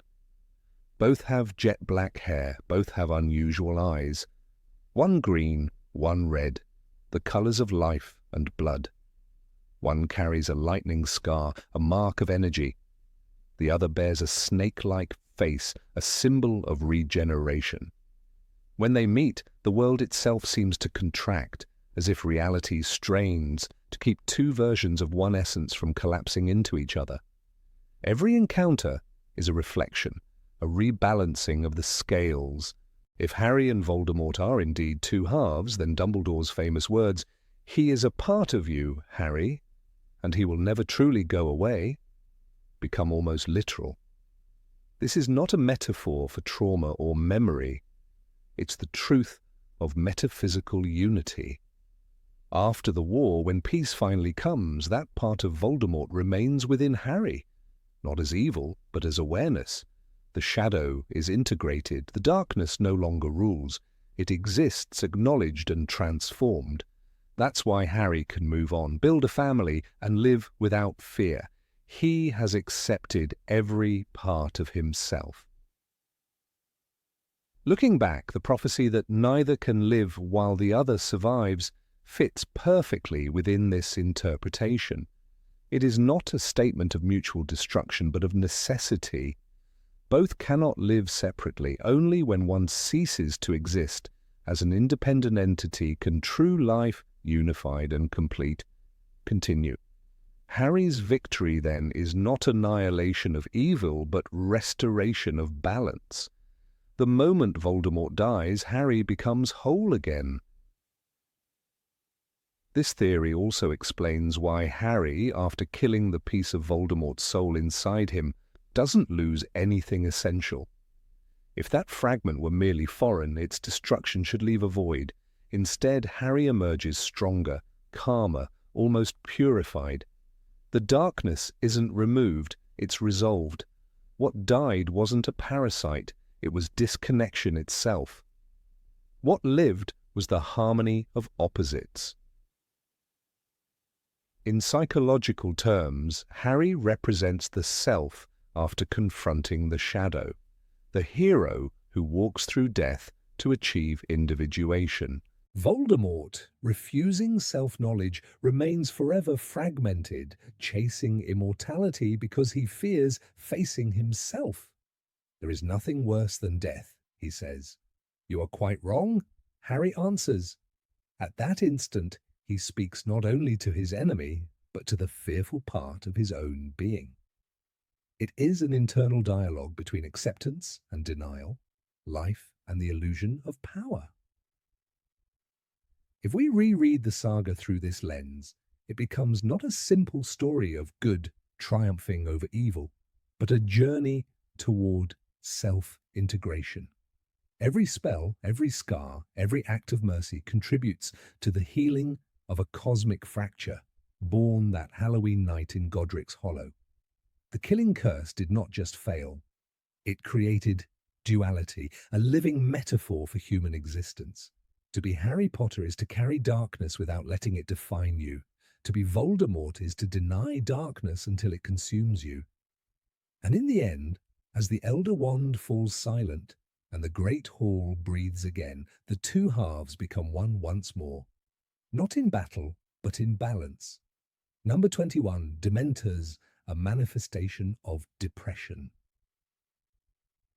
When Harry first encounters Dementors on the Hogwarts Express, the air grows cold, the light fades, and all warmth leaves the world. He hears his mother's scream, a desperate cry before her death, and then everything goes black. The description is so visceral that readers can feel the suffocating weight of the scene. It is more than fear, it is despair, paralysis, and emotional collapse. Those who have known the depths of depression recognize this feeling immediately.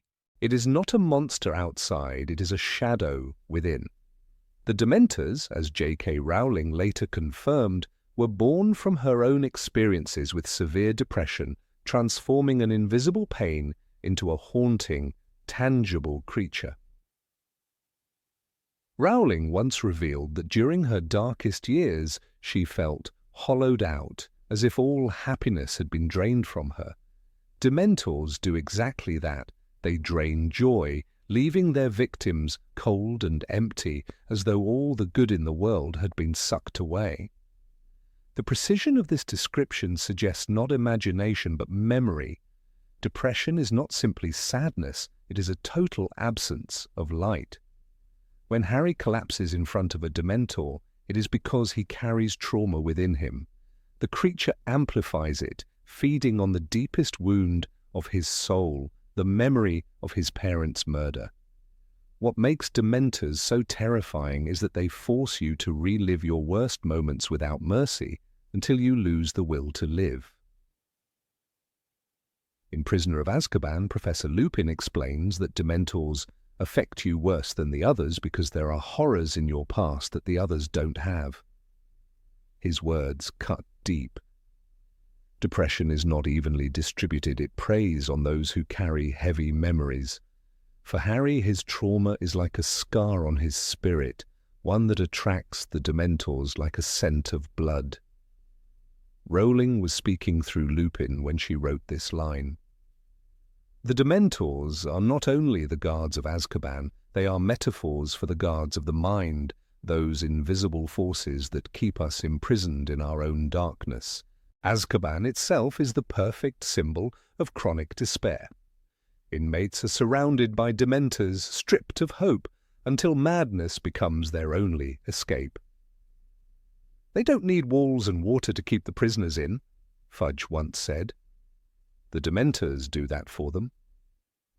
Every soul in Azkaban loses itself slowly, eroded by emotional starvation.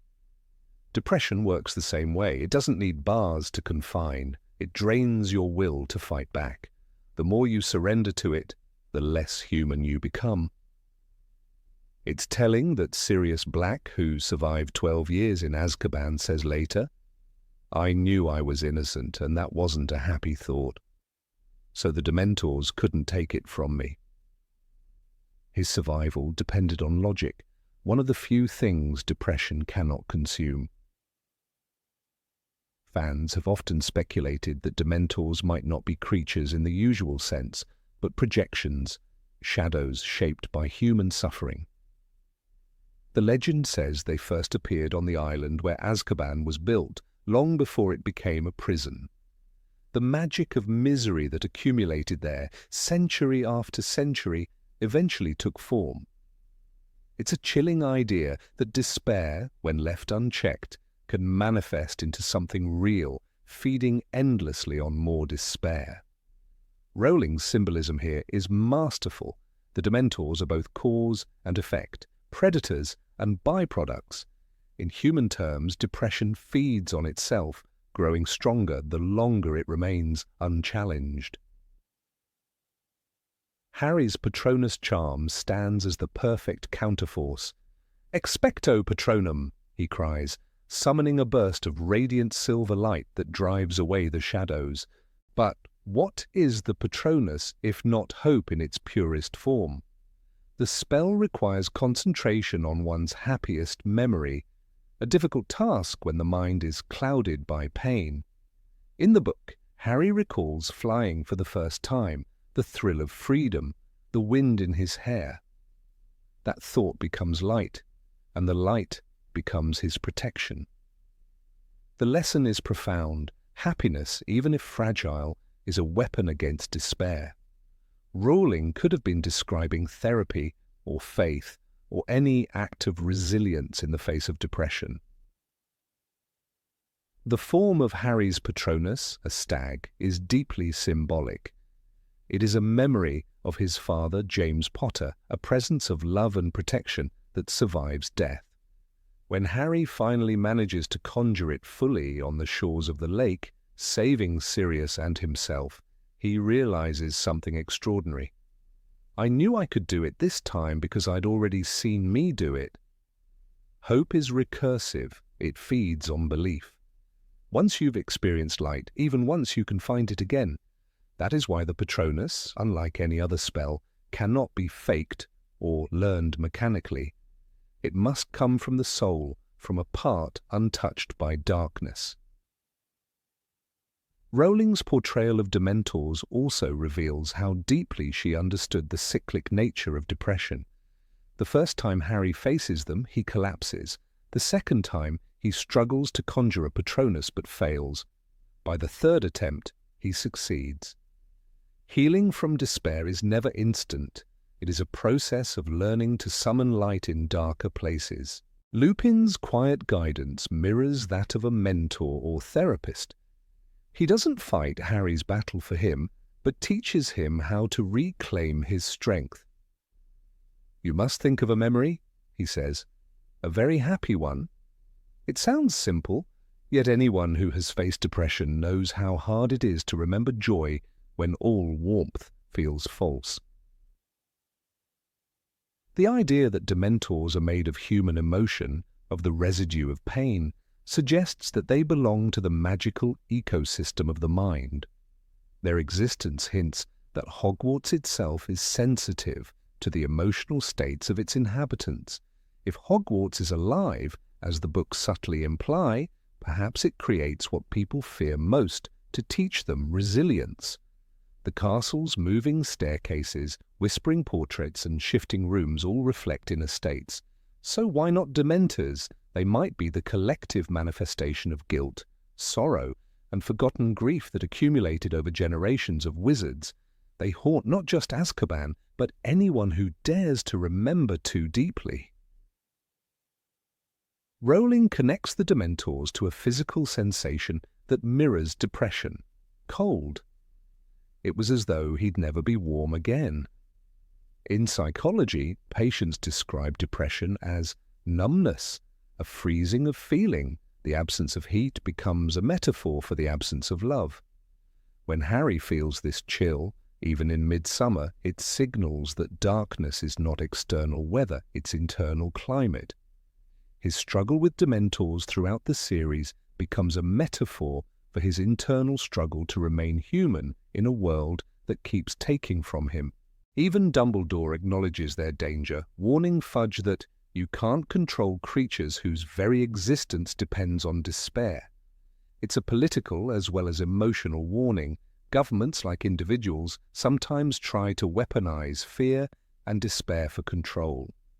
The Ministry's alliance with Dementors is a metaphor for societies that use fear to enforce obedience, forgetting that despair eventually turns against its master. Depression, when ignored or manipulated, consumes everything, including those who believe they can control it. Rowling's choice to make the Dementors the guards of a prison is no coincidence. Depression is the ultimate warden. It doesn't just imprison, it convinces you that the cell is deserved. The more the prisoners in Azkaban believe they are beyond redemption, the stronger the Dementors grow. This mirrors the vicious cycle of guilt and hopelessness that defines real depression. Rowling, through her magical metaphor, transforms an invisible psychological condition into something readers can see and fear, but also fight. When Harry teaches Dumbledore's army to conjure Patronuses, the symbolism deepens. He passes on the knowledge of how to defend against despair to others. Each student finds their own happy thought, their own light. Neville's clumsy attempts, Cho Chang's uncertain wisp of silver, they are all part of the same message. Everyone's hope looks different, but all light counts.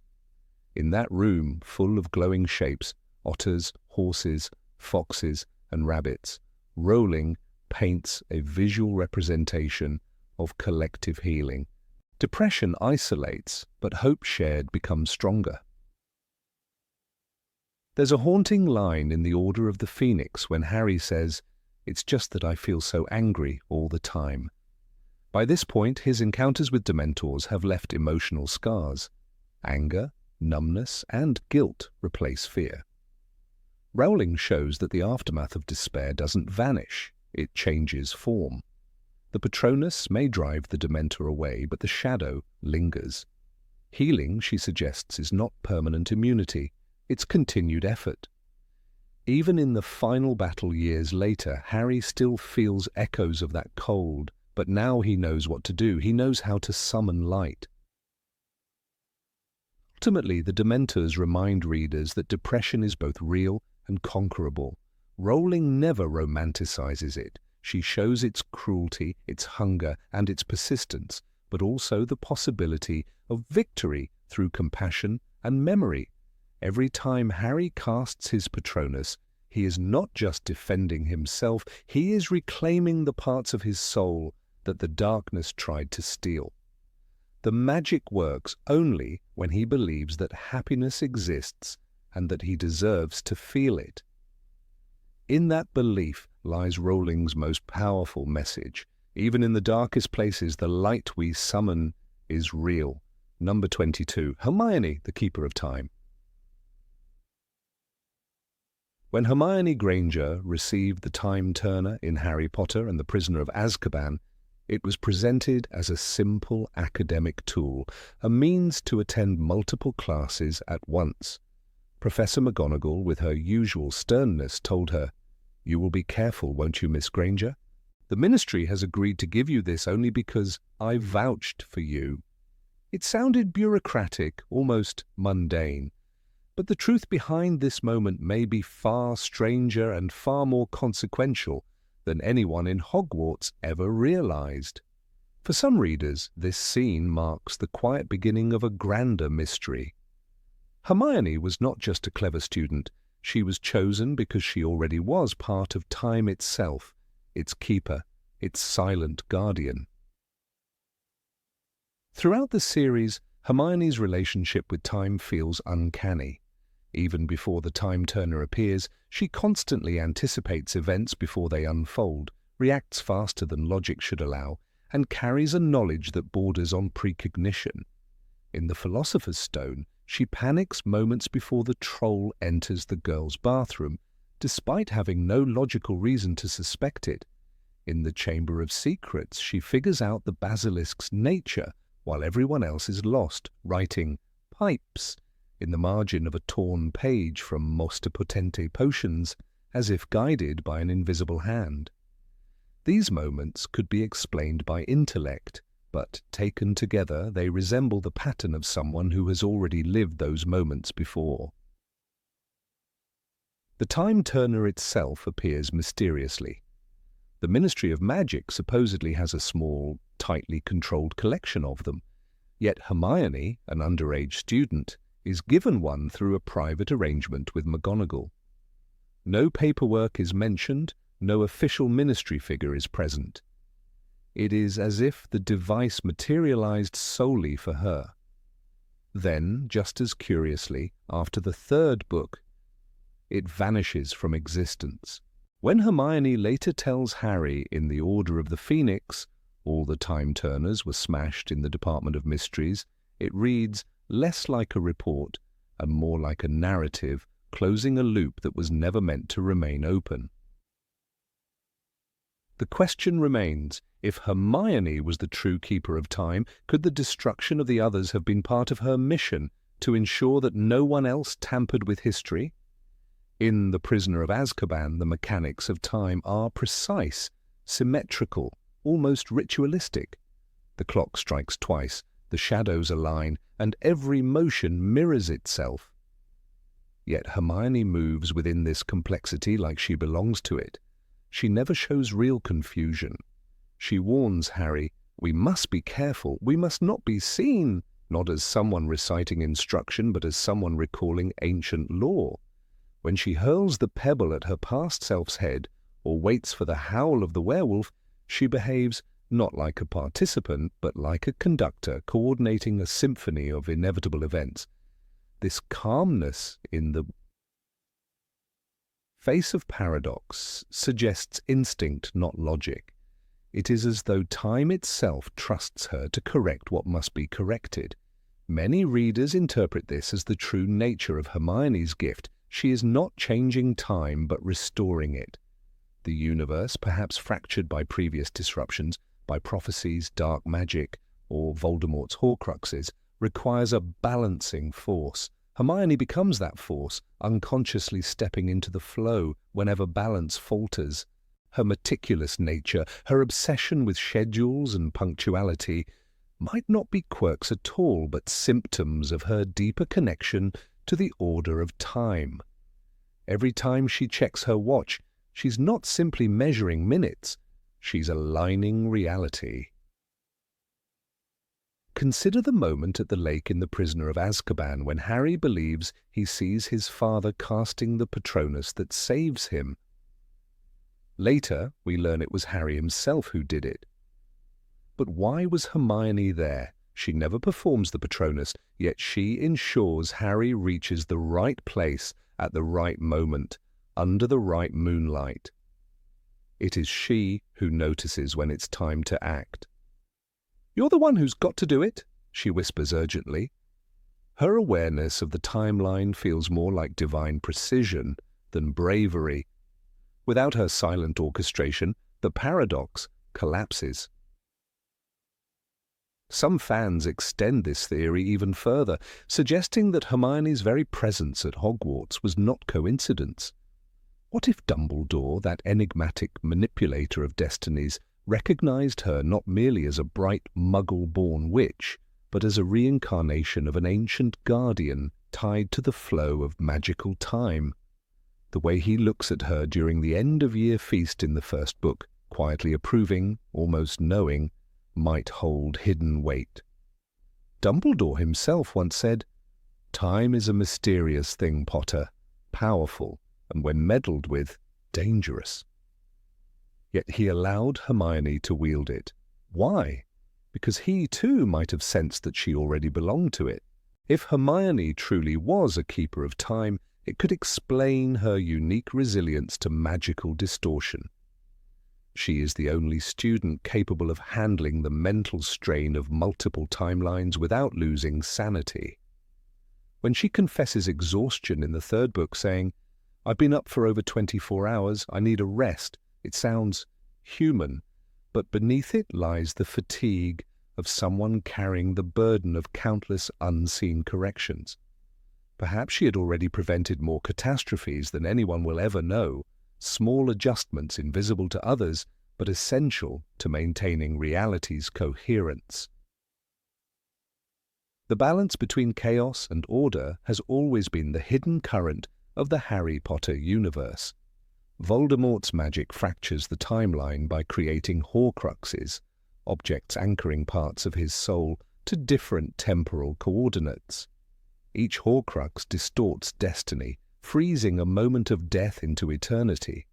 Who, then, would the universe call to restore the balance, if not someone who can move through time itself? Hermione's role in destroying the Horcruxes later becomes more symbolic. Her destruction of the Cup of Hufflepuff in the Deathly Hallows might not just be an act of defiance, it could represent the purification of a corrupted timeline. Hermione's intellect often borders on prophetic.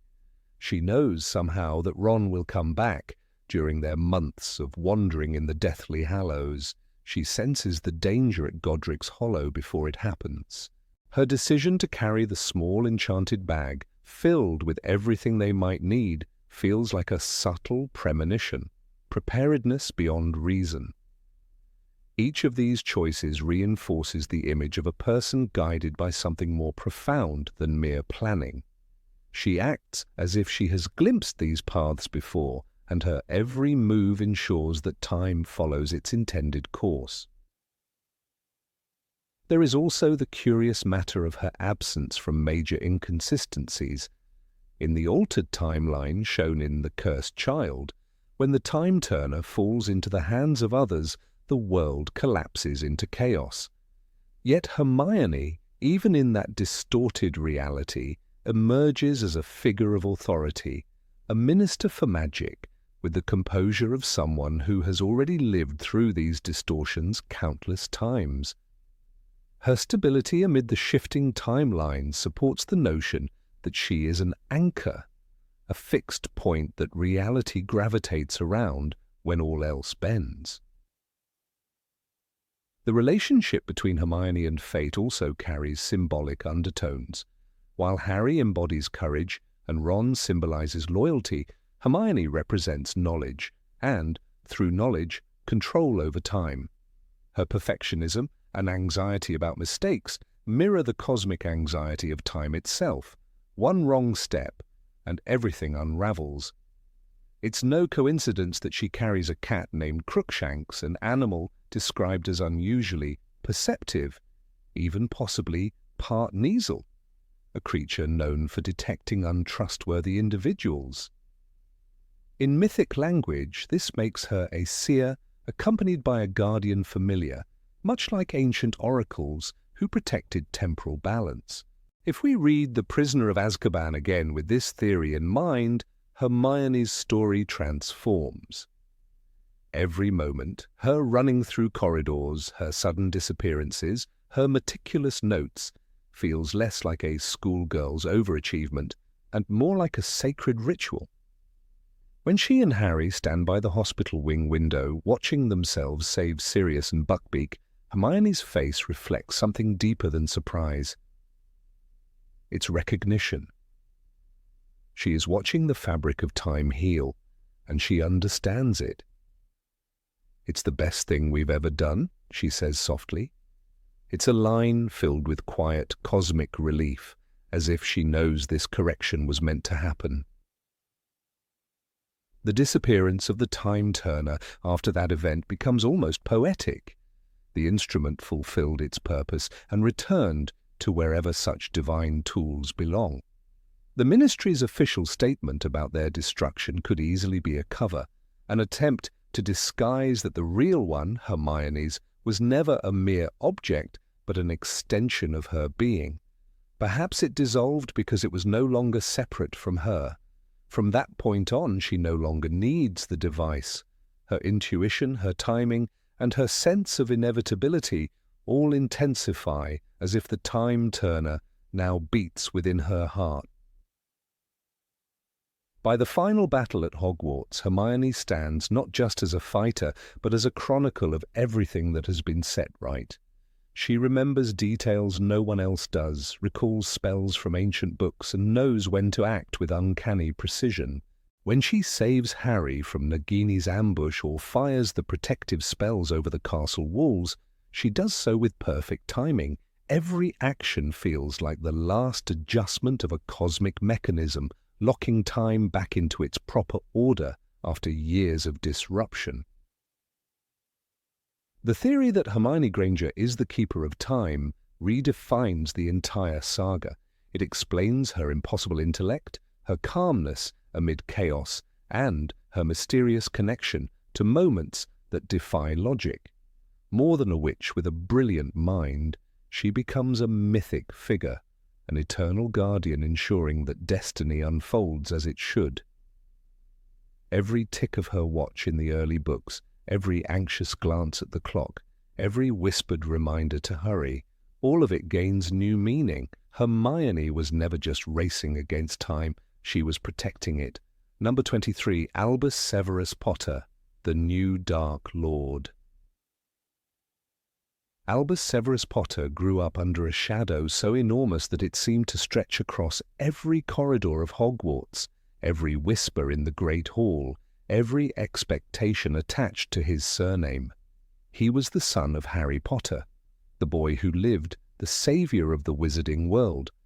And yet within him there was a restlessness, a growing sense that he would never be able to live up to that legacy. In Harry Potter and the Cursed Child, this tension is more than teenage rebellion. It feels like a slow corrosion. His resentment toward his father isn't loud or theatrical. It is quiet, intimate, and dangerous. And it is in that silence that many fans see the first spark of darkness. From the very beginning, Albus shows a kind of discomfort that feels out of place for a child raised in love. When the Sorting Hat places him in Slytherin, he doesn't just feel surprised, he feels betrayed. "Slytherin?" he mutters, as if the word itself curses him. The decision changes the course of his life. For Harry, the revelation cuts deep. The irony is cruel. The son of the Chosen One, finding belonging in the house that once bred Voldemort himself. Albus carries this wound through the years, convinced that he is a disappointment not only to his father, but to the entire idea of what a Potter is supposed to be. The shame and isolation that Voldemort once turned into a weapon begin to echo here, not by blood, but by psychology. Many have noticed that J.K. Rowling's writing always treats names with power. To name a child Albus Severus Potter was never a neutral choice. Albus Dumbledore and Severus Snape, two men whose loyalty walked the razor's edge between light and dark. One believed in the greater good, even at the cost of innocence. The other believed in love, even when twisted by guilt and obsession. Together, their names embody contradiction. It is as if Harry unknowingly sealed a curse when he joined those names together, binding light and darkness into his son's identity. This duality defines Albus from the start. He is compassionate, yet capable of cruelty. He wants to do good, but often finds himself making choices that lead toward ruin. It mirrors the fragile line that both Dumbledore and Snape walked, and the line that Voldemort crossed long ago. The theory that Albus carries a fragment of Voldemort's soul begins here. When Harry faced death in the Forbidden Forest, part of Voldemort's soul, the accidental Horcrux, was destroyed. But destruction in Rowling's universe is never clean. "Nothing truly dies," Dumbledore once told Harry in the Deathly Hallows. Not completely. The piece of Voldemort's soul that clung to Harry may not have simply vanished. It may have left behind a trace, a residue of malice, a whisper that could pass on like a dark inheritance. If even one ember of that essence remained within Harry, then his children, especially one named for the two men who dealt closest with death, could easily inherit it. In The Cursed Child, Albus dreams of whispers, serpents, and shadows that seem to recognize him. These are not ordinary dreams. They echo the same haunting that plagued Harry during his youth, the dreams that connected him to Voldemort's mind. In one chilling stage direction, the script describes a voice inside Albus's head, dark and familiar. Fans who have studied this line closely suggest that this voice might not just be metaphorical. It could be literal, the echo of a soul that refuses to die. And if so, Albus is not merely a troubled boy, but the vessel of something older and more dangerous. The parallels to Tom Riddle's childhood are striking. Both boys are isolated, both struggle with identity and belonging, and both are defined by the fear of being compared to someone greater or darker than themselves. Riddle, too, was drawn to the power that fear brought him. Albus's friendship with Scorpius Malfoy shows this dynamic vividly. While Scorpius is kind and awkward, Albus often pushes boundaries, desperate to prove he can change fate itself. When he steals the Time Turner, it isn't heroism that drives him, it's pride. That hunger to control time, to rewrite history, mirrors the obsession that destroyed Voldemort. The more Albus tries to escape his father's legacy, the more he repeats its darkest patterns. A telling scene occurs when Harry confesses to Albus, "There are times I wish you weren't my son." The words are cruel, born of frustration, but they open a wound that never fully heals. It is here, some fans believe, that the transfer could have been completed. Emotional trauma in the wizarding world has always been linked to magic. Just as Lily's love became a shield that saved Harry, anger and rejection could become the conduit for darkness. When Harry uttered those words, whatever remnant of Voldemort's essence lingered in him could have latched on to Albus, a moment of vulnerability, a psychic breach. The theory fits Rowling's moral logic perfectly. Love saves, but neglect corrupts. The symbol of the snake also returns persistently around Albus. Though Parseltongue is never explicitly mentioned, he shows a strange fascination with serpentine imagery. His nightmares, the whispers, even his discomfort at Hogwarts, all carry the subtle rhythm of hiss and silence. In Rowling's mythology, snakes symbolize both wisdom and temptation. For Albus, they could signify an awakening, not of evil by choice, but of something ancient awakening within. If Voldemort's final fragment found refuge in him, it would explain why darkness feels so natural and guilt so sharp. Moreover, Delphi, and the supposed daughter of Voldemort, becomes an eerie mirror to Albus. Her manipulation of him throughout The Cursed Child is not only psychological, but spiritual. She recognizes something in him, a similarity that goes beyond circumstance. When she tells him, "You have his eyes," the line stings not because of Voldemort's memory, but because Albus senses it might be true.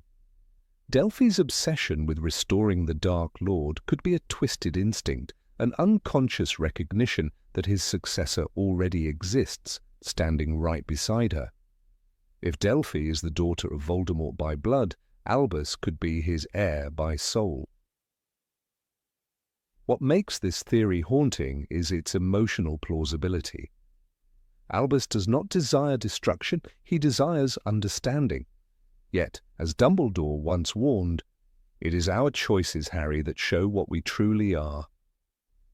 Albus's choices, stealing the Time Turner, defying authority, meddling with destiny, are not evil, but reckless.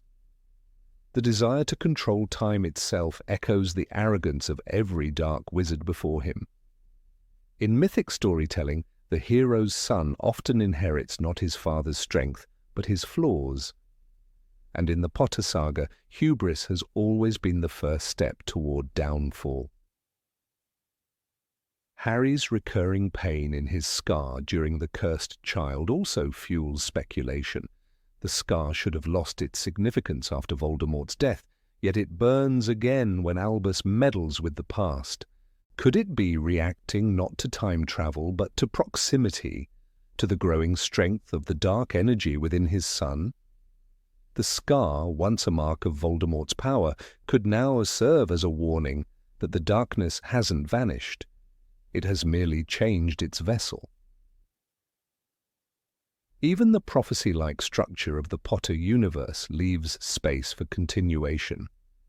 Neither can live while the other survives, like the original prophecy said of Harry and Voldemort. But what if it was never meant to end? Prophecies in Rowling's world are notoriously open-ended. The defeat of Voldemort might have only completed one cycle. The next generation, Albus's generation, could carry the unfinished balance between light and dark. It is fitting, almost poetic, that the child of peace might one day become the catalyst for its end. The name Albus Severus carries another hidden meaning: white and severe. White, the colour of light; severe, the tone of punishment. Together they symbolize purification through suffering. This duality recalls the alchemical ideas Rowling often weaves into her work: transformation through fire, rebirth through death.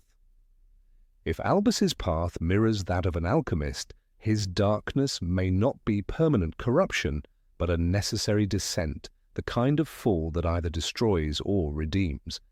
Yet in every myth, those who flirt with darkness rarely return unchanged. The possibility that Albus could become the next Dark Lord does not rest on possession alone, but on destiny shaped by emotion. He embodies every flaw that once nearly destroyed his father: guilt, pride, love twisted into obsession.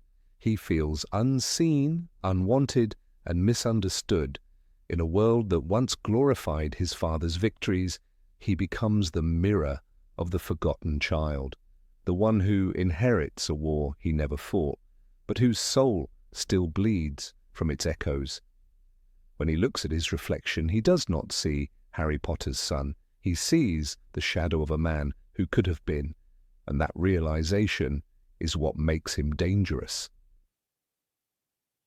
By the end of The Cursed Child, when the timeline is restored and peace seemingly returns, the darkness does not vanish. It lingers quietly, like dust on an old photograph. Albus smiles, but the stage directions are ambiguous. There is a silence, and then the world moves on. Silence, in the language of Rowling's world, has always been the most ominous sound of all. For some, it marks closure. For others, it marks waiting, the breath before a new storm. If Voldemort's evil was born of ambition, Albus's could be born of pain. And pain, as every wizard knows, is a magic far harder to defeat. Number 24, Molly Weasley, the most powerful witch of her generation. When Molly Weasley stepped forward during the chaos of the Battle of Hogwarts, her voice cutting through the screams with a furious cry, "Not my daughter, you BH!" Something ancient seemed to awaken in her. In that moment, she was no longer the warm, bustling mother who knit sweaters and worried about the price of flu powder. She became a force of nature. Bellatrix Lestrange, one of Voldemort's deadliest lieutenants, the same witch who tortured the Longbottoms into insanity and laughed in Sirius Black's face as she killed him, suddenly found herself overpowered. That scene has puzzled readers for years. How could Molly, a witch with no record of dueling prowess, defeat a woman who had fought alongside the Dark Lord himself?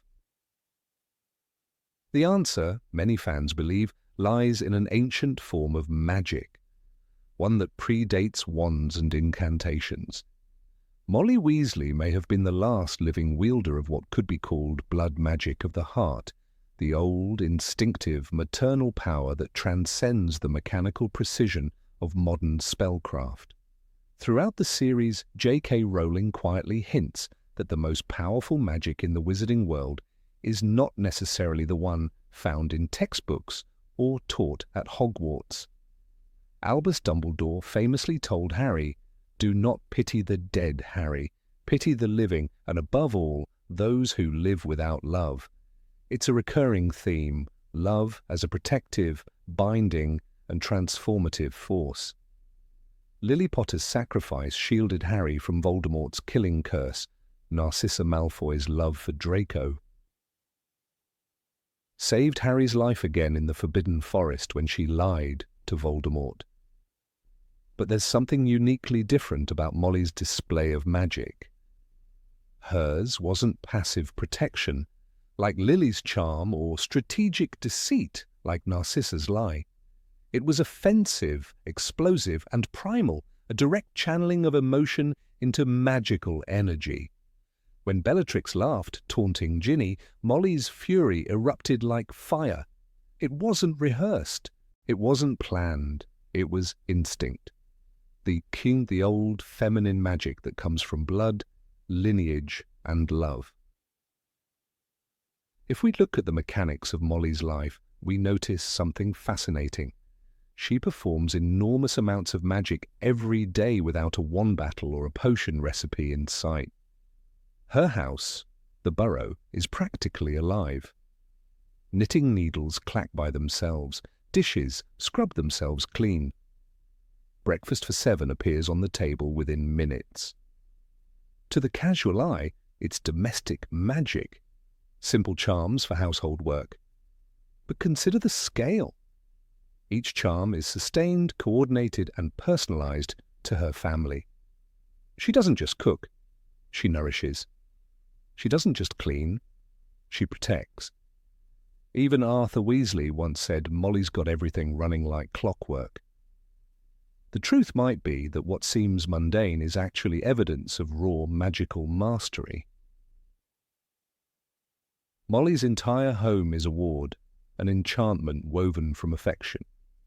Her magic saturates every wall, every cup, every knitted sweater. It's not about incantations, it's about intention.